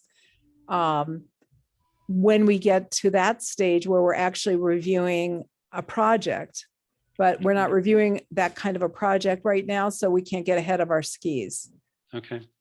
You'd never want to get ahead of your skis. I did, just to reaffirm, because I've said this before, but I did my due diligence by having a conversation this week with our representative from Mass DP, and I also had a conversation this week with our town council. And I did review very carefully the regulations as well as the language of our bylaw. And it's important for people to understand that the definitions for our bylaw use the definitions in the Wetlands Protection Act definitions. So the delineation methods that are outlined by the state regulations are the delineation methods that our bylaw requires us to use. We can't create new methods or a new methodology. We are constrained to follow the definitions that are outlined in the state law because our bylaw references it. So I don't understand this then. The commissions with wetland bylaws or ordinances have independent authority. So it seems. What I think that means is that when we make decisions for permits, we might issue orders of conditions under the Wetlands Protection Act, but we also have to independently issue orders under the wetlands bylaw if it falls under the bylaw's jurisdiction. And the bylaw, for the most part, covers the same definitions of wetlands that are in the state laws, except in a couple of areas. And one of them is that we protect isolated wetlands that are at least 1,000 square feet, which are not protected by the Wetlands Protection Act. And we consider the 100-foot buffer zone as a resource area in and of itself, which is not true of the Wetlands Protection Act. So those are two areas, and there may be others, but those are the two that jump out at me, where we have a jurisdiction over an area that the Wetlands Protection Act does not give us jurisdiction over. And otherwise, where there's an overlapping jurisdiction because they're both kinds of statutes are covering the same material, we still have to issue separate decisions under those two sets of laws and regulations because of the independence of them. That's what I believe that means. Janice, do you want to comment? You have your hand raised. Yes, just partially answering Mr. Holt's question about property boundaries. And we cannot apply conditions or do investigation outside of the property boundary of the proposed project. And even if it's outside, let's say the state's 100-foot buffer zone, if we didn't have our own bylaw, you wouldn't be able to do anything with that either. That's the benefit of the bylaws. You can look at that 100-foot zone. But for people who don't have bylaws, work can be 101 feet upslope from a wetland, and you could be clearing, and you can't stop it. You can only wait until the damage is done and then react, get an enforcement order and get the restoration. That's what's happened in some of the other solar projects elsewhere, where there've been massive tree removal on steep slopes and then terrible erosion and stuff. A lot of that was outside the 100-foot buffer. The commission does not, under the Wetlands Protection Bylaw, Wetlands Protection Act, have jurisdiction for anything outside that 100-foot buffer. So we will have some more jurisdictions under the bylaw, but we're still limited to the property boundaries. You're not allowed to make any kind of conditions or any judgment on what's outside the boundaries of the project area that's proposed. So the threat to our water supply, and I believe it's a huge threat to our water supply, not just on Montague Road and Carver Road, but into the aquifer, that huge aquifer where that is a recharge area for Leverett Road, into Leverett, Amherst. We have no control over what goes on there. I think we're getting ahead of ourselves here. I'm just begging the question because it would seem that we have no power. I think when that our water is threatened. I think we'll have to consider all of this when we have actually a project that we're reviewing. Okay. I think that it's premature for us to be having this conversation in the abstract. I think it's, anything we say isn't really relevant until we actually know what we're looking at and what our concerns might be. I know that if we get a notice of intent for a large project on Montague Carver, and if the commission wishes, it can decide what kind of third-party review it needs. What if we need multiple levels of review or different disciplines, we can consider all of that, but it's really premature for us to consider that right now. Okay, can I just say one more thing? Well, I see that person's it- raised their hand, Ken, and I think we need to move along. Just very, very quickly. I really appreciate the work of the commission. I think you guys do a fantastic job. Thank you. Thank you. I appreciate that. I have a concrete question. Well, I do want to call on Rivka, I think, who I see has her hand. If you could just give your name and your address, please. And Yep, I'm Rebecca Edelson. Most people know me as Rivka on Pelham Hill Road, Shutesbury, and I just want to say that I think there's many of us here at the meeting tonight that support the work of Ken and Carlos, and I'm one of them, and I think that the questions that they're raising are really, really crucial and important. thank you. Okay. I think, commissioners, I think we need to move on. It's 8:35. We have a number of other topics we have to review tonight. And frankly, it just gets very difficult to get our work done when we're all tired. So I think we need to. I did think Carlos had one more question. Carlos, go ahead. He's Yeah, been waiting. I have a very simple and concrete question. Sure. And this is, so as a layperson, as I read the bylaw, and I think this is a fine point, but is important. As I read the bylaw, I would think that streams or creeks or brooks that come in and out of wetlands, and streams or brooks that connect different wetlands, that those streams or brooks would be considered related water resources. And I would like to ask the commissions whether I am misinterpreting this term, and whether I am wrong when I think that streams coming in and out of wetlands absolutely are related water resources. Can you please tell me whether I'm understanding this correctly or not? Miriam, can I answer this one? Yeah, go ahead. Okay, so Carlos, the bylaw, you would hope, is something that goes beyond the Wetlands Protection Act. But in fact, and what Miriam was trying to explain, is that the reason our bylaw uses the language of the Wetlands Protection Act, and why the town council has said that we are limited by our interpretation of what that means.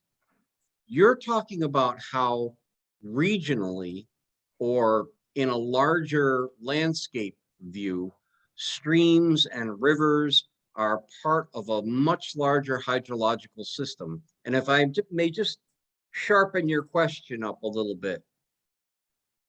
If you look to the eastern side of Montague Road and downhill, all of those waters are protected as part of the watershed for the Quabbin Reservoir.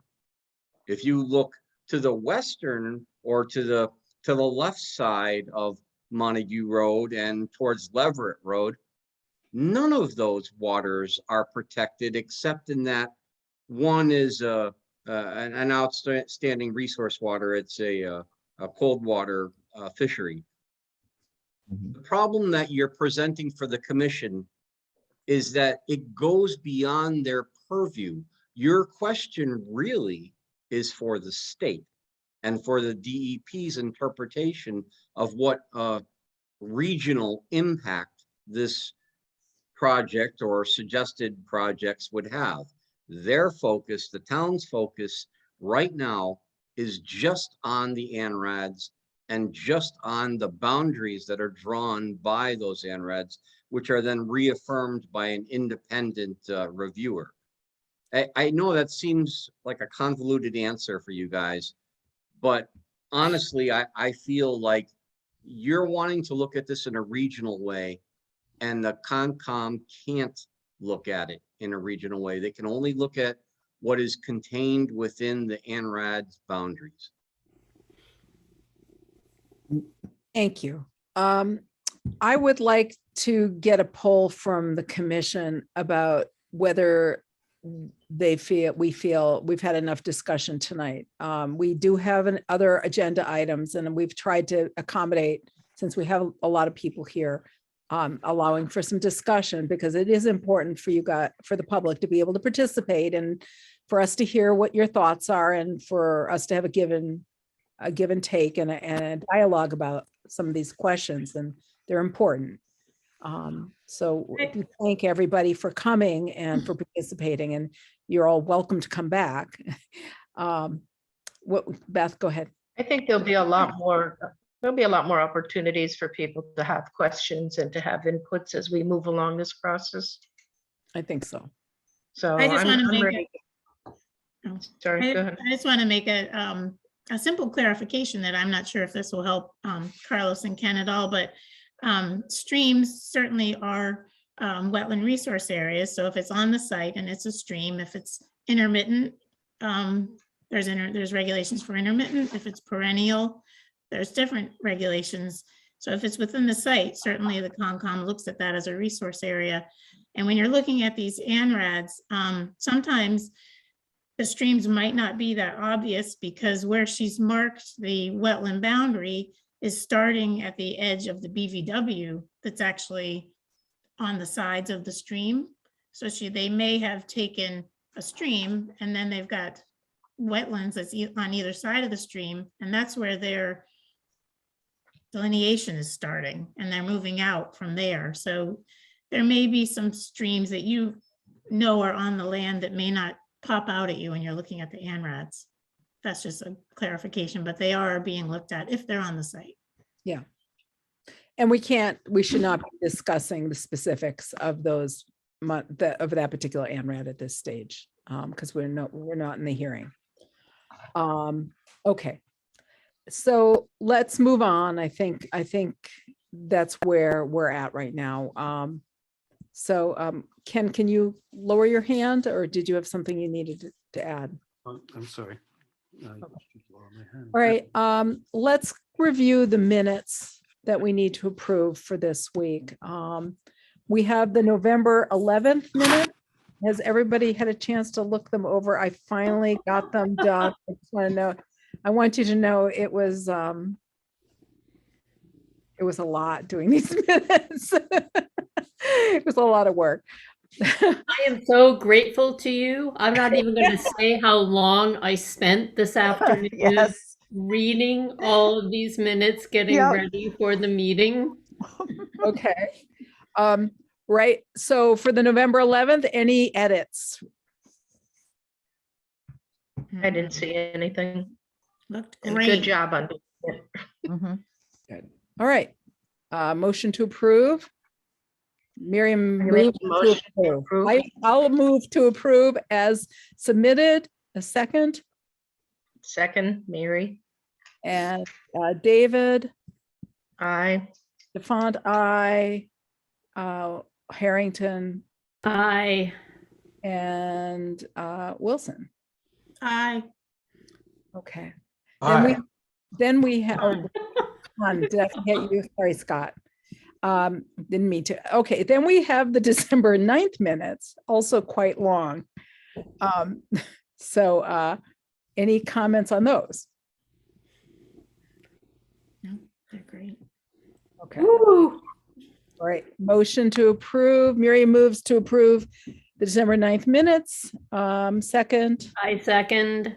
Harrington. Okay, David. Aye. DeFont, aye. Harrington. Aye. Aye. And Wilson. Aye. Now, the final thing is that we were posted as a joint meeting with the Open Space Committee.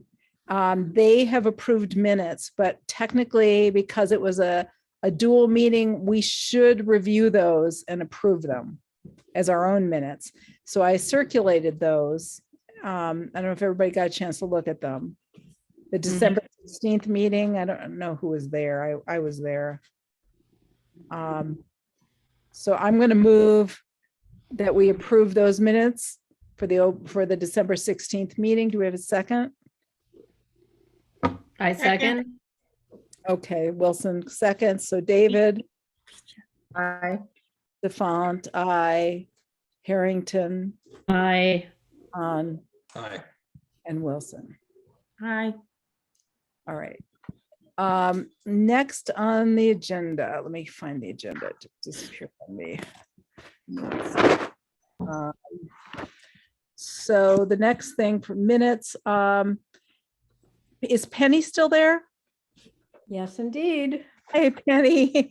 Proposed Pelham Hill Road Kestrel Fund land acquisition.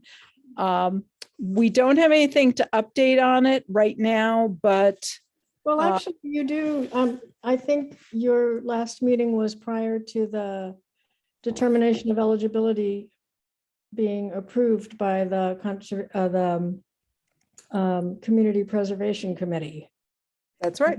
And so the Conservation Commission, the Open Space Committee, and Kestrel Trust are working together to create the full application, which is due, I believe, the beginning of February. And I think Miriam is eager to have your support to confirm that you're interested in moving forward with this. Did you want to vote on that, Miriam? Yes. So what we would be voting on would be to authorize Penny and Bridget and myself to work on the final application. Now, the problem is it has to be submitted by the first week in February, and we don't meet until the second week in February. So it is possible to circulate a draft to the commission and have the commission report back with individual comments to a single information gatherer. Perhaps that would be you, Miriam. I was thinking it'd be you, Penny. But okay. It's fine to be me. I was thinking you would want the control of having that within the commission, but I'm happy to do that. I'm excited about the project and happy to answer any questions about it for anyone who might have any. Well, I would like personally to recommend that you take hold the reins of this. Okay. I don't mind giving that to you. And if we approve you going forward with it, I'm fine with our editing comments once you've got a draft. Okay.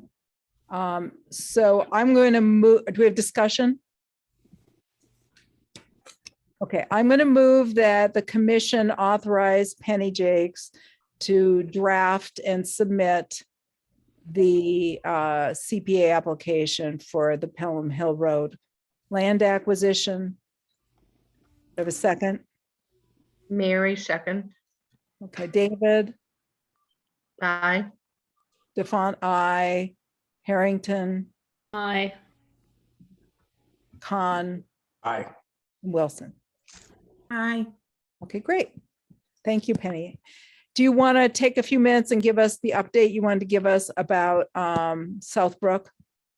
Yes, I would like to take just a few minutes. I don't know if any of you have had a chance to look over the document that Liam put together. Originally, before this turned into a meeting with so many other topics on it, we were going to, Miriam and I had hoped to have a longer discussion about what Liam had put together, but in light of the fact that it's so late, I thought we could perhaps just spend 5 minutes and see if any of you had additional thoughts about what you'd like to see, any concerns about what you saw. And what I plan to do is, based on what you have to say, pass these on to Liam and then ask him to be present at our meeting, your meeting in February, and have a lengthier discussion. Well, I already shared this with you, but I'd like to see GIS mapping. And I've asked him for that. I haven't heard back from him yet. And I And- think that that's a good idea, because if the map ever needs to be modified, it would be good to go back to the source material. And, you know, ideally, I'd like to see where the wetland, I didn't look to see whether the wetland crossings were demarcated on the trails. Well, you can certainly see where the trails cross the wetlands. You know, it's the map that he put together, it was meant to be a map to be used as a trail map, not a map that was meant to be used as wetlands resource map. He was not asked to do that. So what he did was take the wetland layers from, well, I'm not sure what source he used, from online, imposed them on the map, and then marked the trails on there. So there may be some isolated wetlands missing, but I think all of the major wetlands are mapped, and you can see where the trails cross the wetlands, which he notes are in a number of places. And he had some recommendations about, what did he have to say about that? He says existing, and honestly, I didn't know there were this many. There are up to 9 bog bridges, 10-foot bog bridges, and 2 6-foot bog bridges existing now, and some of them need, at least a couple of them need maintenance and repairs, and perhaps replacing. The only thing my other comment was, and I see Henry's there tonight. Are you there, Henry? Still? Was that the Historical Commission wanted to comment on the site maps. And I just recently got some data from a researcher who's been out mapping Southbrook, but I have not been able to import it yet into a map. But perhaps by the next February meeting, I can import that data so we could compare it to see if there's any historical resources that we want trails to avoid. Okay. Now, I just, as a reminder, when this project was approved by the CPC and the scope of work was presented to Liam, that was not included in the scope of work. So certainly the Historic Commission can weigh in on things, but I don't feel like I can hold up his final payment on this until that piece is satisfied, because it was not part of the scope of work. As the managers of the property, the commission can look at those things and decide if you want the trails altered. But you know, it's really, it wasn't part of what Liam was asked to do.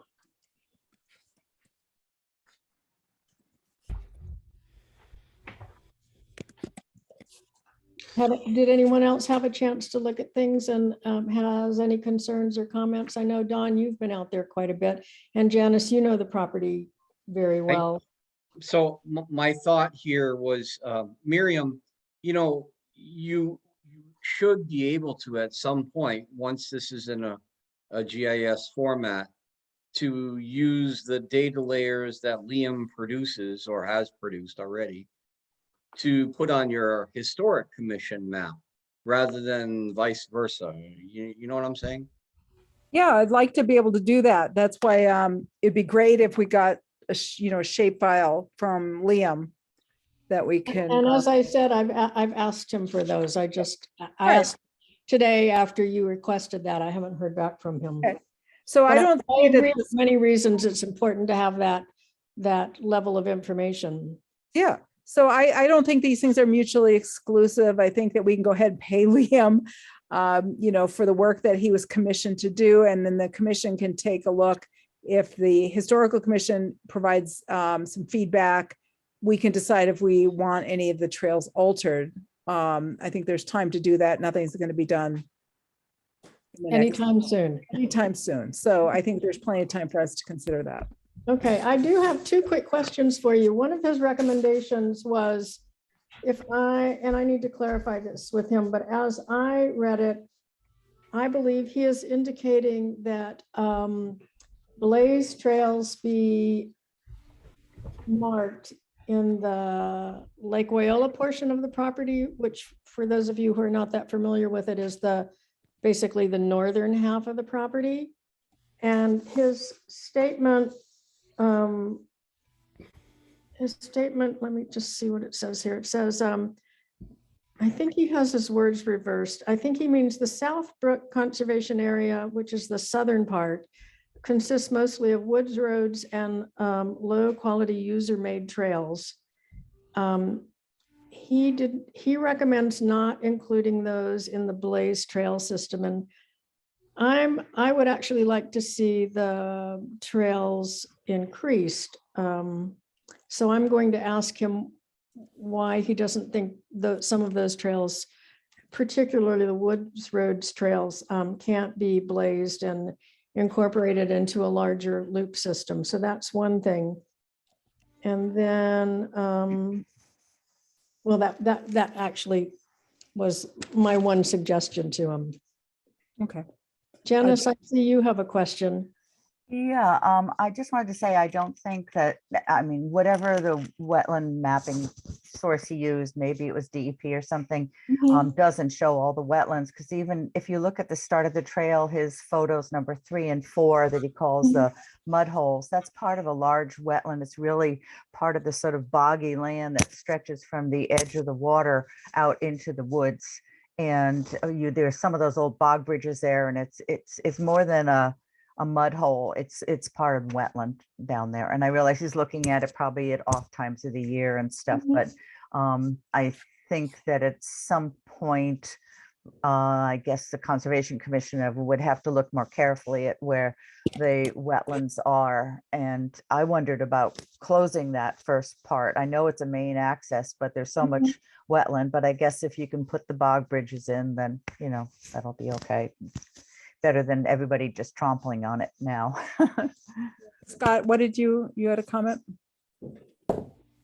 It's more of a question. I think, to me, there are two things here. I just want to make sure I'm clear on what we're doing. One is paying Liam for the scope of work where he was contracted to do. And so on that piece, I didn't see the scope of work. And so I guess that's a question here from those of you familiar with the scope and what he's provided, if that is, in fact, as he met all the terms of what he was contracted to do. The other part where he has recommendations on, trails to expand and blazing and structures, I don't feel like I'm in a good position right now to weigh in on that. So I understand their recommendations, but I don't think the commission is choosing. We're not implementing those recommendations or making decisions on those recommendations now, right? This is a decision to pay him for the scope of work. And on that, so just on that narrow piece, do you feel like he's met? I've heard like maybe he didn't provide the GIS layers that were asked for. Is there anything else that we think is lacking from the scope of work? Well, Penny's responsible because she subcontracted to him under the open space committee. But he was asked to map the existing trail system to assess the conditions of the existing trails, evaluate each trail for best use, and he does have some recommendations regarding that. Recommend any needed trail improvements, and he has made some suggestions. And determine where new trails could be added or trail connections could be made. And the last one, I feel like I don't feel quite satisfied with that piece. I feel like I would like it to be more clearly sorted out to include some of the trails from the South Brook part of this into the overall trail system to make it a more significant recreation area for town residents. Okay. Well, that's fine, Penny. I don't think we have a decision before us right now. I don't think there's, No, I just wanted feedback in case anyone found things that were lacking or I'm I've paid Liam for about half of the work and I'm withholding the remainder of the payment until I and you are satisfied. I just have something to say. Yeah? Right before he and Tessa left, I went out to the site with them and walked on the trails, and they were mapping things and showed me vernal pools and all of this. And I was like, oh my God, these two guys, it's so amazing that we have them on the Conservation Commission. So I was like totally crushed when I found that they were both leaving. But, you know, the dedication of Liam on the site and his knowledge of what was there in terms of vegetation and soils and sort of, you know, educating me. Anyway, it was a wonderful, positive experience that I got to be out there with him. I think maybe one of the things we might want to do in the spring, not now, or maybe late spring, is maybe have another site visit. Because that, I think, you know, We could go out with a can of paint. we can go out with a can of paint. I think that would be a great idea. I love doing that. So anyway, let's just plan that when things are drier, perhaps we can go out and take these maps and give them a trial run. Okay. And Janice, I know you're quite familiar with the property. I think your comments are particularly insightful. So if you see anything else that you're concerned about, I'd particularly like you to share that with me. Okay, sure. Thanks. Penny, and we'll move on then. Okay, great. Thank you. Wait, don't go yet, Penny. Thank you. Annual report update with Robin. Oh, yeah. Okay. So I promise I'll do it this weekend. Okay. All I right. had planned on doing it between Christmas and New Year's, and I was sick as a dog for 2 weeks, and I didn't. It's Oh, just this no. week that I've started feeling like I have a brain again, but I'm back in the swing of things. I've spent all week long working on the open space plan, but I've set aside about 5 hours on the weekend to finish the annual report and to clean up the laptop that I've been using that gets turned over to Carrie next week. Welcome, Carrie. And Penny, call me if you need any help, I might just do that, dear. because that was my option was Yeah. I just need I'm help. really sorry. I have felt, well, Janice, you know, the open space plan sort of takes over your life. Oh, yes. Right. Yep. You're amazed what you've done. Really Well, amazed. we had It's a wonderful. lot of help from FERCog, and that's made all the difference. Mhm. Yeah, Penny, good. I'm hoping maybe you could stay for a few more minutes. I don't know if we can hold on to you a little longer for one more agenda item. Could we do that? Depends on what it is. We're going to talk, Scott had an agenda item that he wanted us to put up to talk about minor exempt activities and site visits. Mhm. So while you're here, because you have some experience with the commission, I was wondering if we could have that conversation, Scott. Do you want to talk about what your concerns are? Sure, I hit them on a high level. I think, looking at my limited time on the commission and where we have gone out for site visits, it seems like there have been a number of site visits that fall under the minor exemption rule for the State Wetland Act. And that's what I was interested in doing, is looking at our website and actually revising that to reflect. Do you have that document, Miriam? Maybe you could show. Which document now? I'm blocking. Of the minor exemption site for the State Wetland Protection Act. I don't have it right in front of me. Of what the exemptions are, you mean? Right, exactly. Well, and just at a high level, I think, we've gone and we've looked at, people adding steps onto the front of their house and in their yard, and other activities that are clearly exempt under, the new guidelines for the state Wetland Protection Act. And I think what we're trying to do here, and then maybe I'll talk about the blurb for our town, is trying to direct people, landowners to, look at their projects, weigh them with the exemptions in hand that are already granted by the state, and try to direct our actions here as a commission to those actions that are really within our jurisdiction that need our time and attention. And I think Miriam does an awesome job, and many of you going out and doing site visits. And I think right now the blurb that's out on our website, really, I think it doesn't have all of the exemptions that later were put in when the revisions to the Wetland Protection Act went through. So I think here what we're talking about for the blurb is directing them to our website, and then on our website having the more, the updated list of all the exemptions. I think there's like A through Q of exemptions that landowners can, look at when deciding if their project needs a, review by the Conservation Commission. So maybe I'll stop there and see if folks have questions on that approach.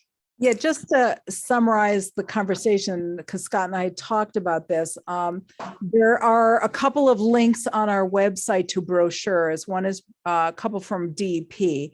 One is from 1999, and they're brochures that were for landowners. So they kind of summarize briefly the minor exempt activities for landowners or homeowners, not all of the possible minor exempt activities. So it doesn't cover things like utility company repairs in the right of way or road maintenance issues. What I've said to Scott is I'm happy to put a link to the regulations, to that section of the regulations onto the website. But the brochures are for homeowners, and I don't think utility companies need to go to our website to find out what a minor exempt activity is. I would hope they would know. I would think they know. And the same way for our highway department, by now they should know.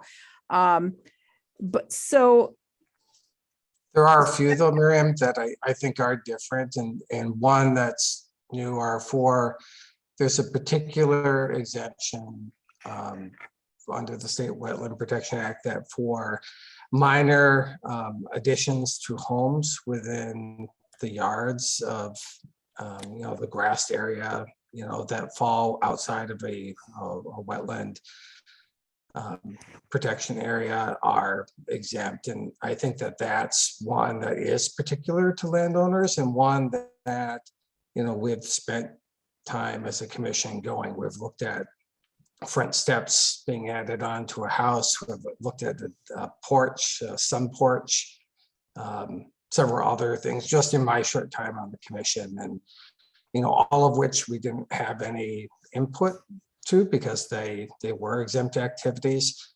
I think it's that area that I think would benefit homeowners. What I've said to Scott, and I'm again, I'm happy to put the link. I will put the link up to the updated exempt regulations, but we do have some jurisdiction even under exempt activities, because if they are in buffer zone or if they're in resource areas, then they really are not exempt.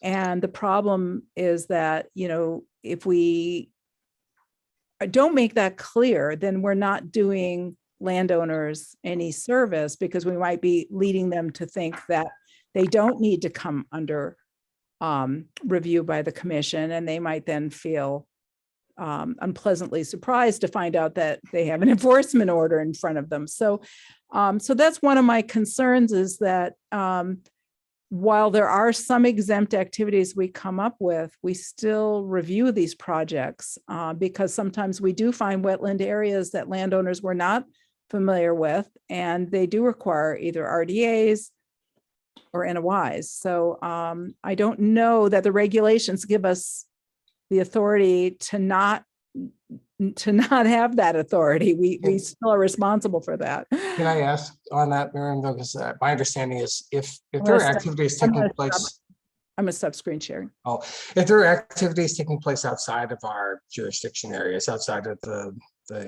buffer zone, outside of the wetland protecting areas, then I don't think we have any authorities there. My understanding is for these minor exempt activities that they are for things within, that they are minor exempt, even with taking place within the buffer zone area. But that's not your understanding. Well, they may be in buffer, but not in resource area. So then you're relying on who is determining and who agrees on what the line is of buffer to resource area. And that's why we do site visits, is to make sure that it's not in the resource area. And even if it's in the buffer zone, if it's having an adverse impact on the resource area, then it's not exempt. It's only a minor these type of activities. If for some reason it was destroying a wetland, then it wouldn't be exempt, even if it was in a buffer zone. Janice and Penny. First Janice and then Penny. Yeah, so what I've discovered working for other towns is that, like you were saying, first of all, sometimes people don't know there's a wetland in the backyard or where it starts. So they don't know if they're 50 feet away or 10 feet away or whatever. And especially two of them, the vista pruning and also what Scott was talking about, the conversion of lawn to accessory residential uses, both of those have to be at least 50 feet from the wetland boundary.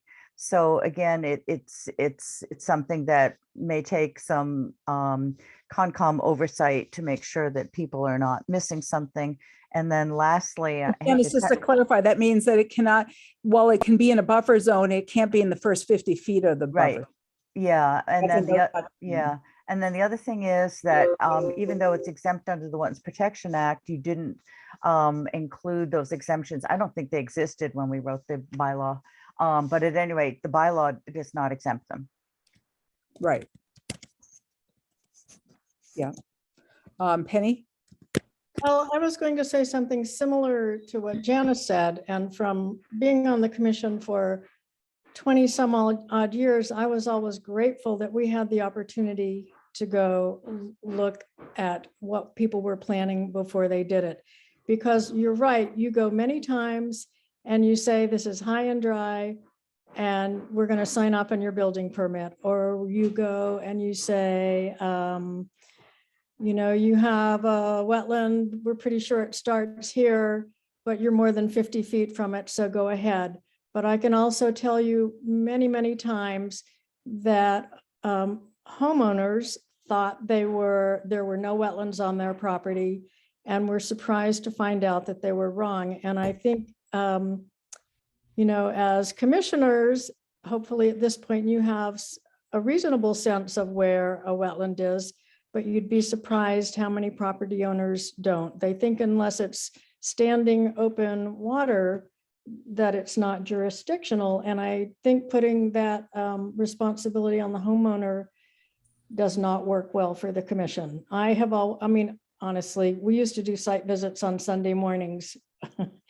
I would have breakfast with my family and then leave for a couple of hours and do site visits. And there were many times I hated to do that, but cumulatively, I'm really glad we did, because many projects were improved by us catching what could have been a problem before it happened. So I think the idea of not everyone going on site visits, having a subset of people and having it being a rotating subset of people eases the burden, but I think it's really critical to have at least two of you go out and weigh in on things. And Janice, are you still there, Janice? Yeah. My understanding is Shutesbury is somewhat unique in that we have that we sign off on building permits. I don't think most towns do that. And I think that's a great thing. And I think it's prevented many problems along the way. I agree. In Hadley, they would send building permits my way if they thought that there might be a wetland possibility, but I ended up reviewing anything that was outside just to check to see, starting with GIS and Google Earth and stuff like that, just to get, but yeah, most towns, maybe some of the other small towns do, I don't know, but it's unusual to have people, you know, go out and check every building permit. But I do think that in the end, yeah, it informs the landowners where their wetlands are and keeps them from getting into trouble if something is discovered later. Yeah, I kind of like the idea of maybe rotating site visits somehow, you know, if we can, I don't know, set up a team for this week and then another team for the next week or something like that, you know? And I mean, you could even set up your team during your meetings, so you don't have to do this round robin of seeing who's available. Yeah. You could, you know, pick sort of regular times. You can find a pair of people who can do it. Of course, more can go along if they're looking for something fun to do.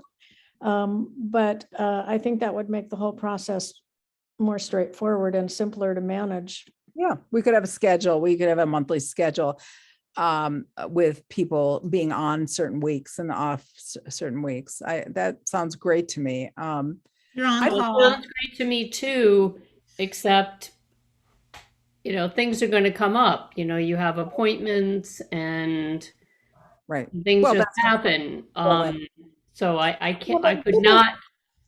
You wouldn't be commit. doing that more than a couple weeks out. So hopefully people have some sense of their schedule. I mean, as much as I somewhat hated doing it on Sunday mornings, like every other weekend, it was easy to know to save that chunk of time. So you standard time. Yeah. Not I that mean, I'm I would say Sundays are good, except I can't do mornings because yeah, and I'm not necessarily recommending Sundays. I'm just saying that's what worked for the group of commissioners for much of the time that I was on the commission. Well, I guess I feel a little like if it's not broken, why let's not fix it. I mean, I think that it's been fortunate that Mary and I and Robin have some weekday availability. Beth has been to a lot of the 3:30 slots, and now that it's going to start getting lighter out, it'll be a little easier to do site visits at 3:30 or 4:30. You know, we're getting out of the darkest time of the year. So I feel like that's working. I think that system's working. So I'm not inclined to change it. Just in the last month, we had the 105 West Pelham Road project, which was paving a driveway, which became an RDA because we found a wetland. We wouldn't have found that if we hadn't gone out to take a look at it. Scott, you've got your hand raised. Yeah, I think my recommendation for the commission, I guess my proposal with this, I do think, you know, I agree with what's been shared in terms of proactively letting homeowners know about the bylaw and about the wetland protections. And so there was a draft in, I know that we were going to discuss for our town to let people know about that. And I appreciate you sharing that part, Miriam. I do think that the act itself, I mean, is pretty clear in terms of what those exemptions are. I'm not proposing to make up our own. I'm simply proposing that on our website that we have a full listing of the exemptions that are prescribed by the state and not a subset thereof. I think that would help landowners better understand their obligations under the law, under the wetlands protection law, as well as our bylaw. That's what I was recommending, is updating that, because I don't think that's been done since the Wetland Protection Act has been updated. You're correct. Yeah, the brochure hasn't been updated, except that one of the brochures that's on there is from 2015, or 2016. So it's after they updated it, but it doesn't, there are no exemptions under our minor exempt activities under our wetland bylaw. So, you know, again, that could be confusing to people if we are making it too clear. I guess the brochures say this is what's exempt under the Wetlands Protection Act. would probably have to have a disclaimer saying that there's no exemptions under the bylaw so that people still understand the consequences. And the difference. Yeah, I mean, that's very confusing, though. I think it'll be a challenge to present that. Well, I'll tell you what, I will change, since I don't think anybody would have an objection to my putting a link to the regulations. We have links elsewhere on the website. So adding another link to the regulations isn't really a different approach than we are already doing. But I will put the link to the minor exemptions on there. Probably makes sense to have a statement at that point also that our local bylaw does not have the same definitions, and that people who are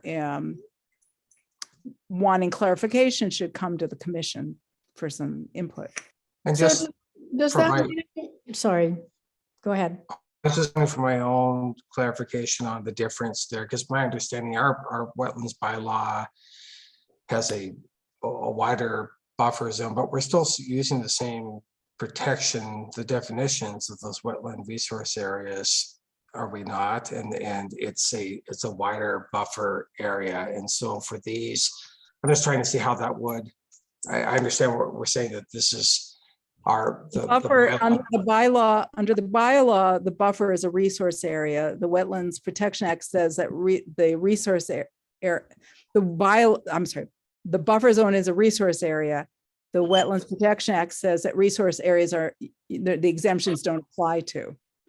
So buffer zones, because they're a resource area, if you're going to go just by the Wetlands Protection Act definitions, then you'd say, okay, then those exemptions don't apply because it is a resource area. But I don't think that's really the point of it. I think it's that we define all of the same resource areas. We use all the same definitions that the WPA does, and we define isolated wetlands differently as a protected resource area.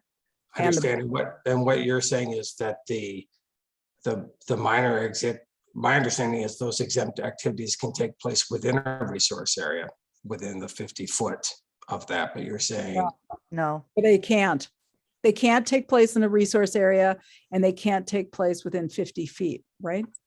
So does that, I'm getting confused. To me, then what you're saying is that there are no exemptions because of our bylaw, and that doesn't seem right to me. I don't think that's right either. I mean, I think I would look at the portion of this that expands what we have control over and expands the definition, but I would urge the commission to look at the list of exemptions and accept those as stated in the exemptions, unless there's a compelling reason not to. Can we do that under regulations? Can we make it a regulation under our bylaw? Or would it have to be a change to the bylaw? Well, I don't know. I don't know what to say about that, but it is a bit of a sticky wicket when it comes to this.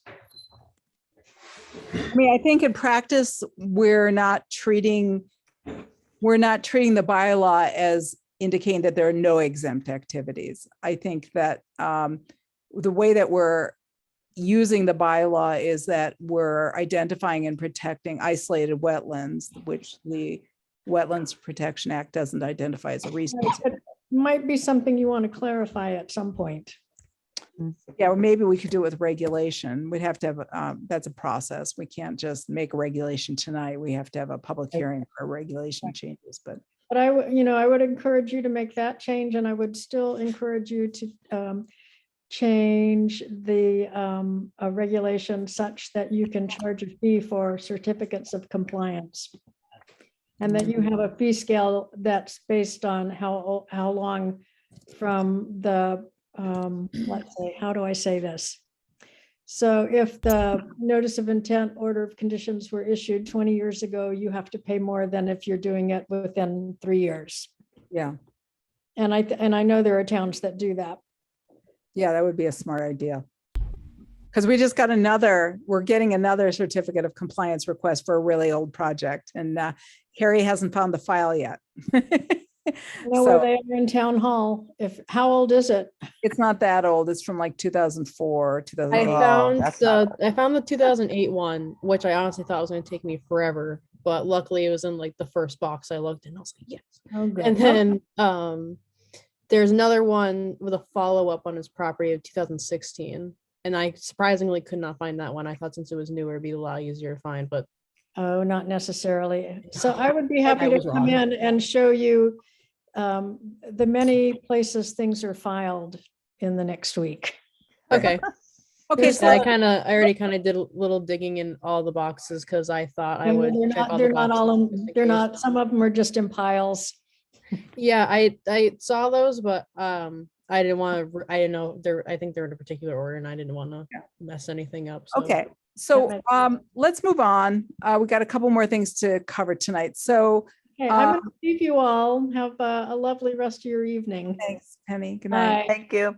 So we have the draft blurb that Scott revised. Every spring, we submit a little blurb to our town, and it's due at the end of the week, or yes, it's due soon.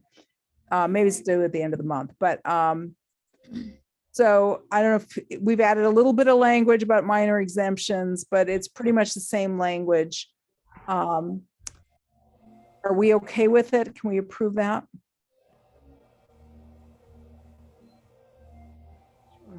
But any comments, or do you want to? I did reach out and because there was a question about how much detail to get into, and they do want us to kind of not get too more generous with our space use. So I think we're more or less just pointing them to the website, are we not, for that? And so there's that, we can come back and talk about that, what actually will get posted, but I think this language here is pretty generic and pretty similar to what we've done in the past. So what it says, I'll just read it. It says there are a variety of smaller projects that are allowed or exempt from the wetlands protection regulations without COMCOM prior review, as long as they are in the 100-foot wetland buffer zone or riverfront, 200 feet from the riverbank.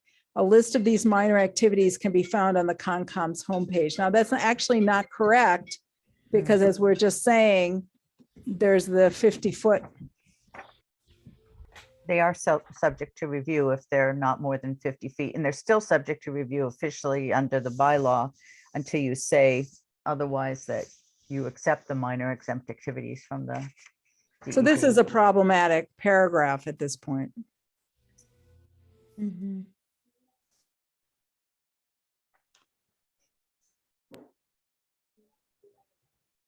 Well, maybe we need to get some clarification, or I guess I would propose, if it seems like this is an area that may not be clear, it seems like waiving out the state wetland protection acts are pretty clear. The application of the bylaw to those modifications maybe need some additional review. Is that something we could get either town council to help with, or Mass DEP to help with, just to clarify this one piece so we can provide clearer guidance to residents looking for. DEP won't give any guidance about our bylaw. Yeah. The matter of policy.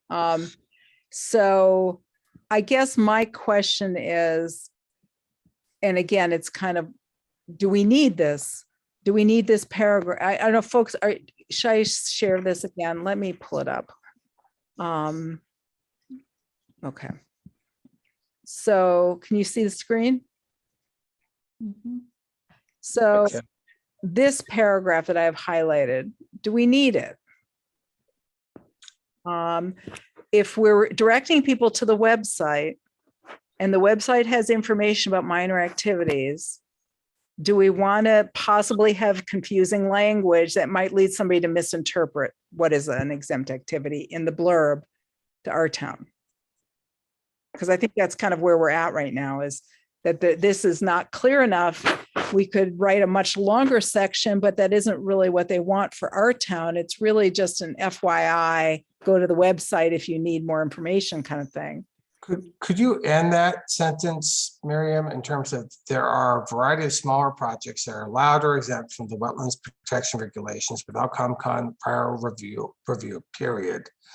A list of these minor activities can be found on the CONCON's homepage, and just get rid of the other stuff. Yeah, get all the details. Except that it still requires Concom Review. review That's the under the whole point. bylaw. Because people don't, and also we just had this whole conversation that people don't know where their buffer zone is. And so if we're saying no prior review, but we actually think that we might be reviewing some of these things, then we shouldn't say that. It's again, giving people the wrong information. And if you have a policy to review all the building permits, then that gets sort of confusing. Do you do all the building permits or not? Right. Because you could have a minor like porch, but you're right up into a buffer zone or right into a resource area where we would have some jurisdiction.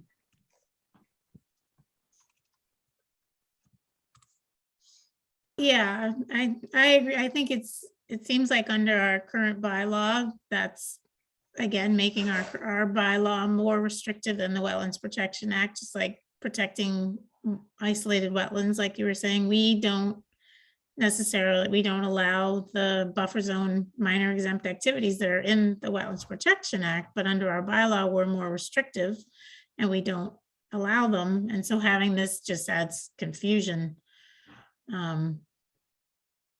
I think we shouldn't include it. Don't we already allow for minor? I mean, we already have that brochure on our website, don't we? But we don't say that we don't review things. Nowhere does it say, and the Concom's not going to review any of your projects. So what is, so I'm just confused. So a Maybe I'm- minor exempt activity would mean that we wouldn't be able to tell them you can't do it. But we might still have some input into how they do it, but we wouldn't require a notice of intent for it.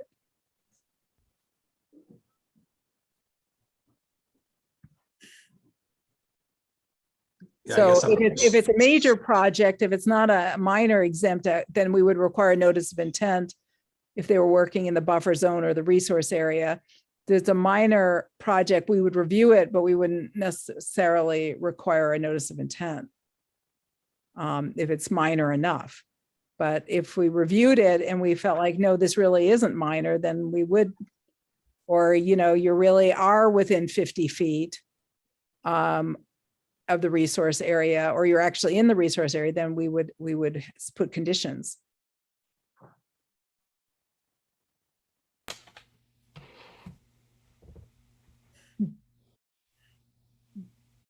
I think you should probably remove that paragraph. It's at this point too confusing. Yeah. We can talk about adding the minor buffer zone exemptions to our bylaw, but it's not in there right now. So that's why it's confusing. I mean, and if we want to add it along with some of these other things like the fee that Penny was talking about, that's a bylaw change that has to go to town meeting and all that, but that's doable if we want to get into that whole thing. I just have a concern about, even if we have the exemptions, to say no Concom review means that we might be setting ourselves up and setting everybody up for an unpleasant experience.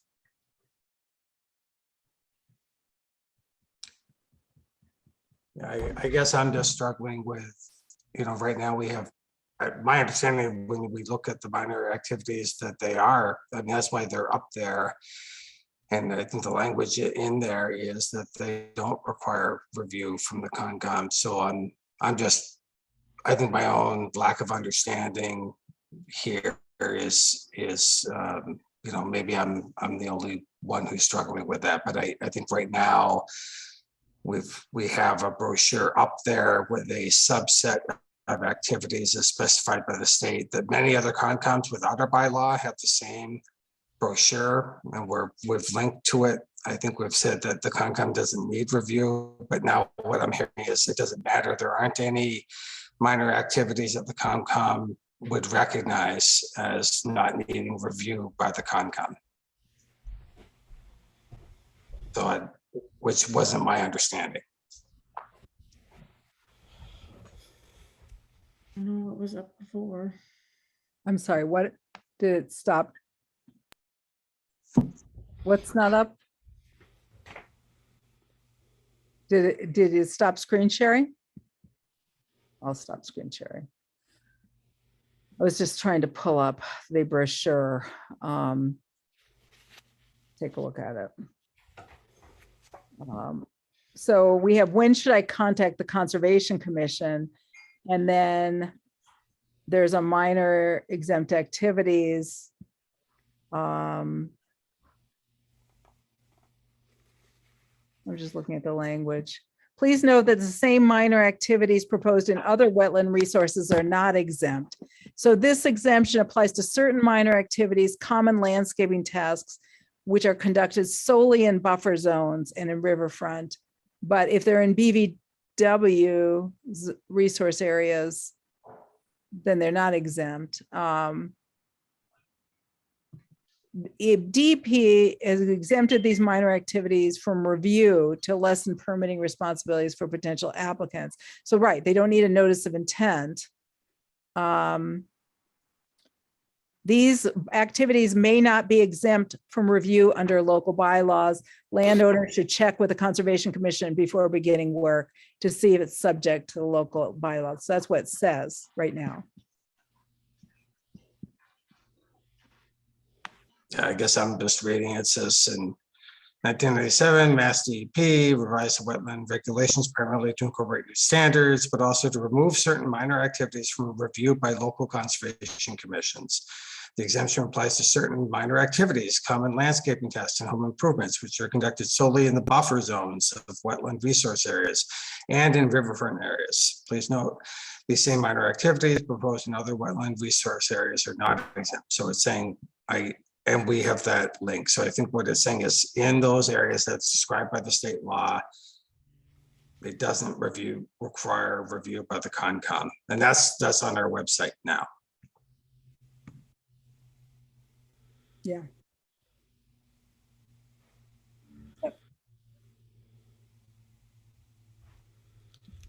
Maybe this one would benefit from more time and coming back at this fresh, not at the end of a long meeting where we discuss the intricacies of the Wetland Protection Act. I'll tell you, I just want to tell you my motivation here is not to try to, to steer landowners the wrong way or to not provide for protections. I think it's just a recognition. We're a volunteer board.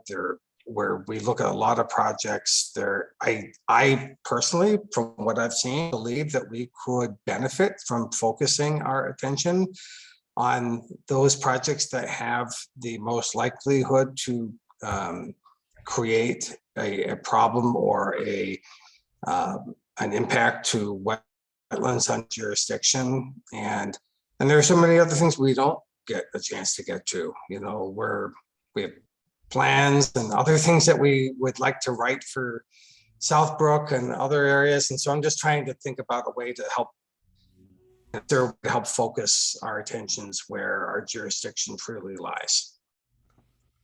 Which I know you all want to do too, but that's where I'm coming from.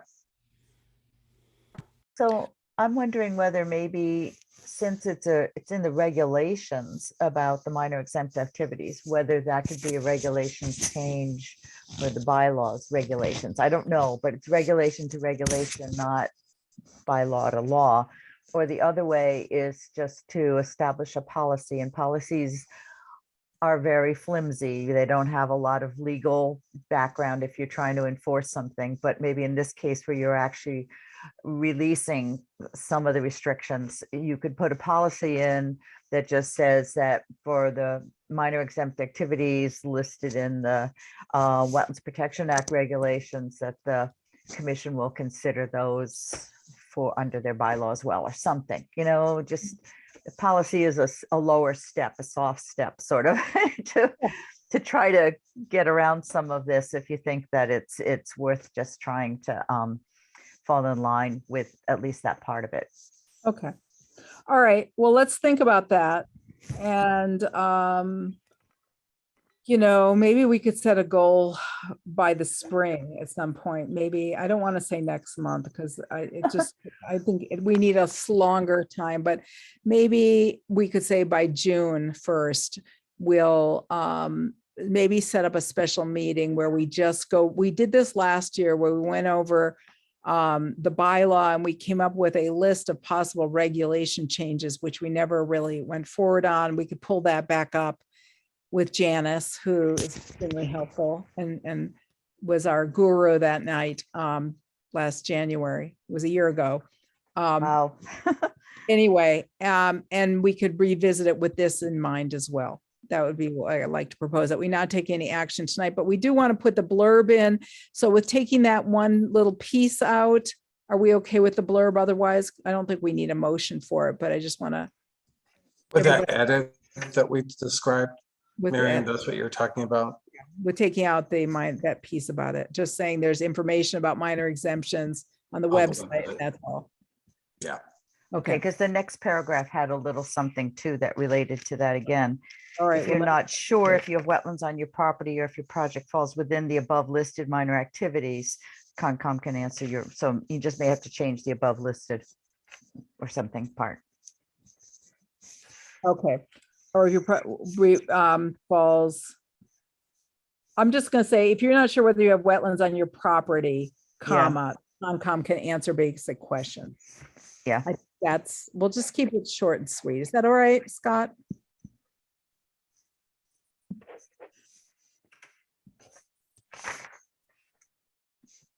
Yes, ma'am. Are you frozen? Okay. Am I frozen? Was I frozen? No. Oh, I give you the thumbs up. You're just. No, I was looking at the document. Sorry, I wasn't looking at the Zoom screen. Okay, we have one more. We got another Scott item tonight. Okay, before we get into the Scott item, just a couple quick things.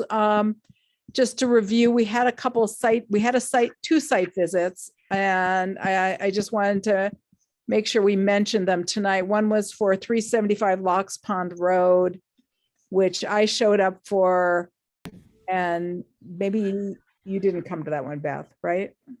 Okay, that's nothing. That was just a situation where somebody is converting a patio and a mudroom into a kitchen addition. So it's already previously developed, so a minor activity. But there is a storm drain downhill from it, and I asked him to put up erosion controls. Otherwise, told him I signed off on the building permit. And then the other one was that Beth and I did take a look at that area of where there was the complaint to DP about the highway department on Montague Road. And I don't know that I've really talked with Beth about it. So I don't know if you have any comments about that, Beth. No, I mean, you could see where there had been a puddle, a rather large puddle, and to bring the driveway up, they just drained the puddle into the next door wetland that's right where there was right there. By the time I was looking at it, it had dried out.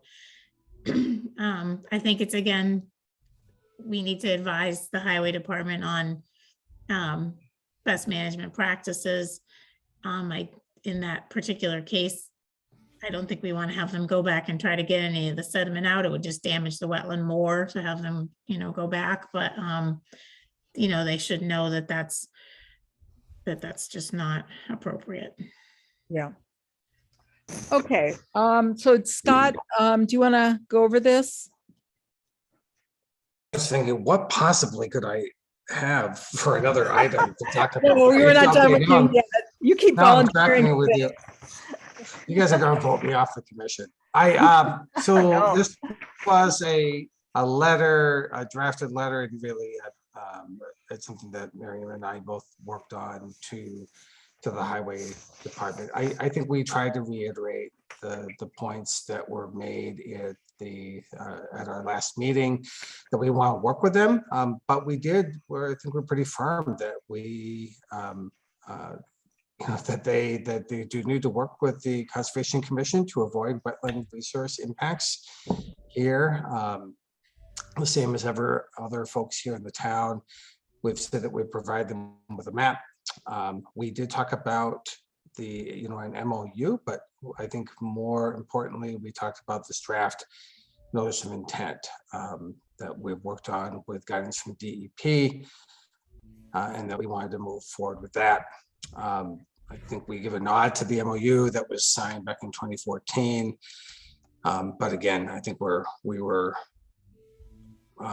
fairly direct in terms of recommending, moving forward with the NOI. We did talk about the fact that we're meeting again here in February, and we want to get some feedback, that we want to work with them, that this is a cooperative effort. We're trying to help the town and all of us uphold our bylaw, as well as the provisions of the Wetland Protection Act. So you all saw a copy of this here that Miriam has sent out, but that was the drafted letter back to the Highway Department.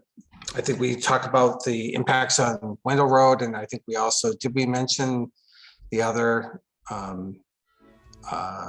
complaint that we had on Montague, Miriam, in I there? didn't mention it. I didn't mention the recent complaint. I could add that. That was the only thing I just thought of, is if we needed to or not. But that's it in a nutshell. I don't know if commissioners had any comments on that. Just one thing we changed in it was originally we were going to offer to give them a new map, an updated resource map. And honestly, I felt like that probably was going to be more work than we probably have the capacity to do. So I was suggesting, in lieu of that, that we prepare a list of maybe, several areas where there's wetlands and stormwater issues, and have it as a list to focus discussion. I mean, maybe that would end up not being, like 20 pages long, and would be not more concise than a map. I don't know. Maybe a map is easier. I don't want to do the map. Somebody else can do the map. So what do you think about number one?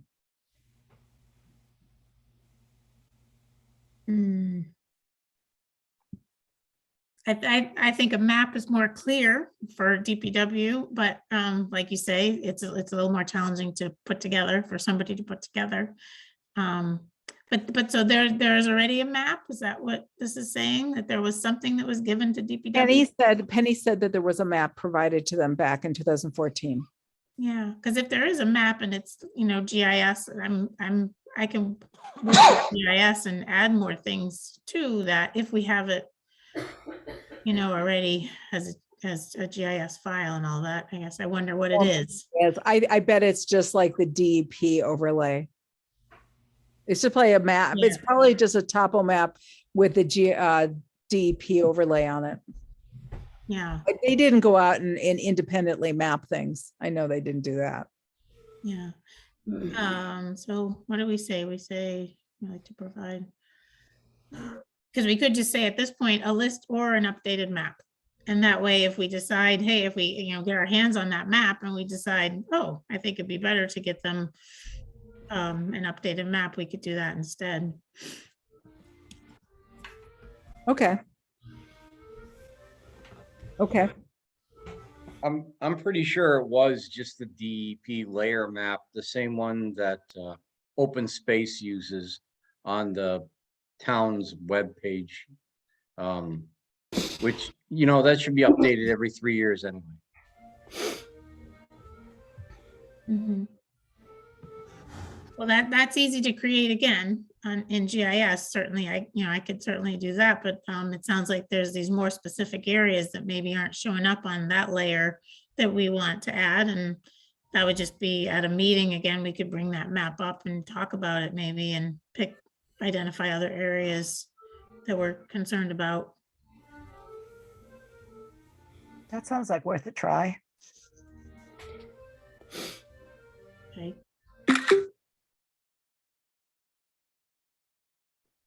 Okay. So does this look good?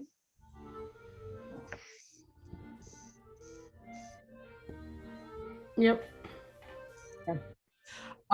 Just a couple of updates, and one of them is related to this. I'm gonna stop screen sharing, and I realized I didn't complete these. A couple updates I needed to give you. One was that I spoke with Tom Grushko, who is our temporary wetlands contact at DEP. He said that he is in the process of drafting a letter that DEP is going to send to Becky Torres and Tim Hunting to Good. follow up on regarding the complaint and the idea of developing an NOI. Good, good, good. And he said he would be CCing us when that letter gets sent. I gave him Becky's email and Tim's email. So that's happening.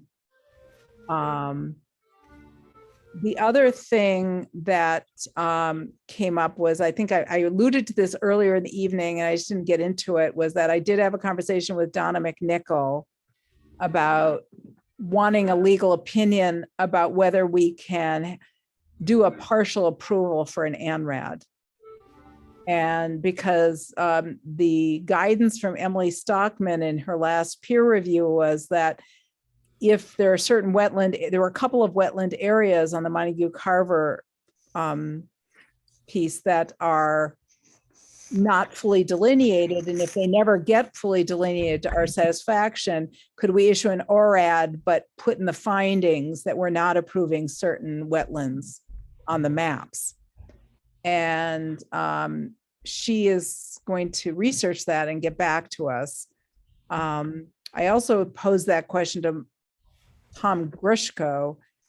He was hesitant about it and said that, and actually Donna McNichol said the same thing, that it would be cleaner and clearer if you could continue the public hearing process until you feel satisfied that you can issue a complete ORAD without carving out areas that you're not approving, because it could lead to an appeal situation.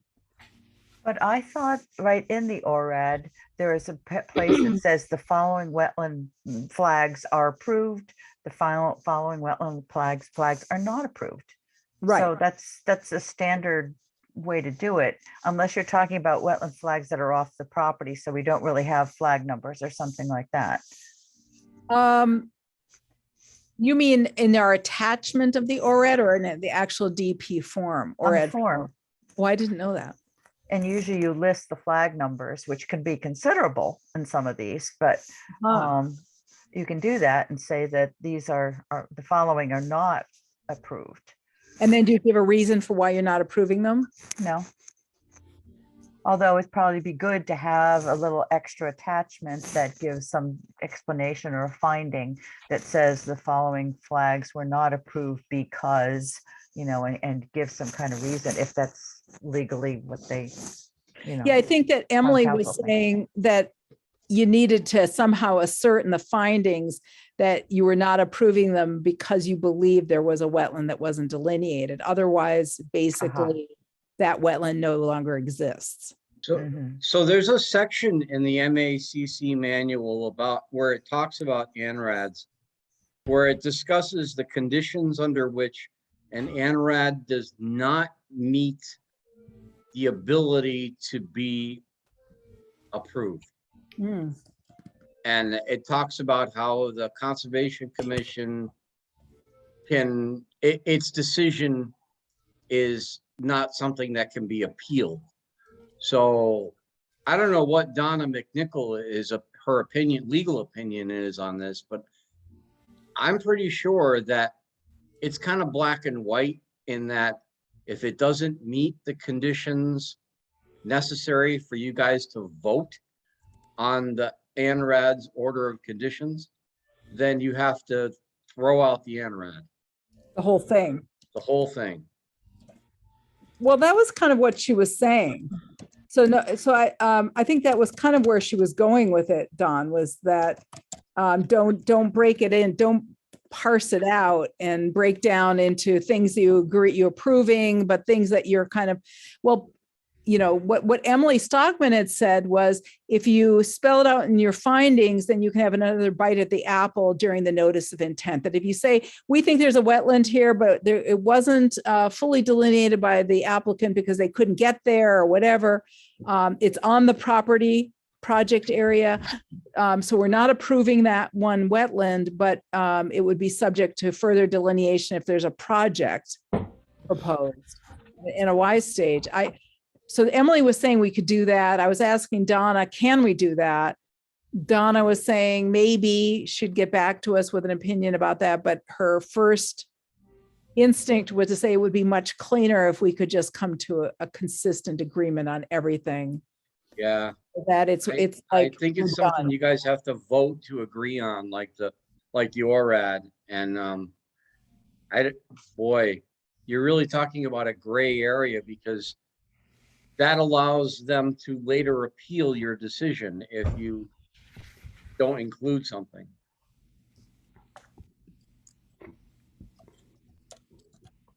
Right.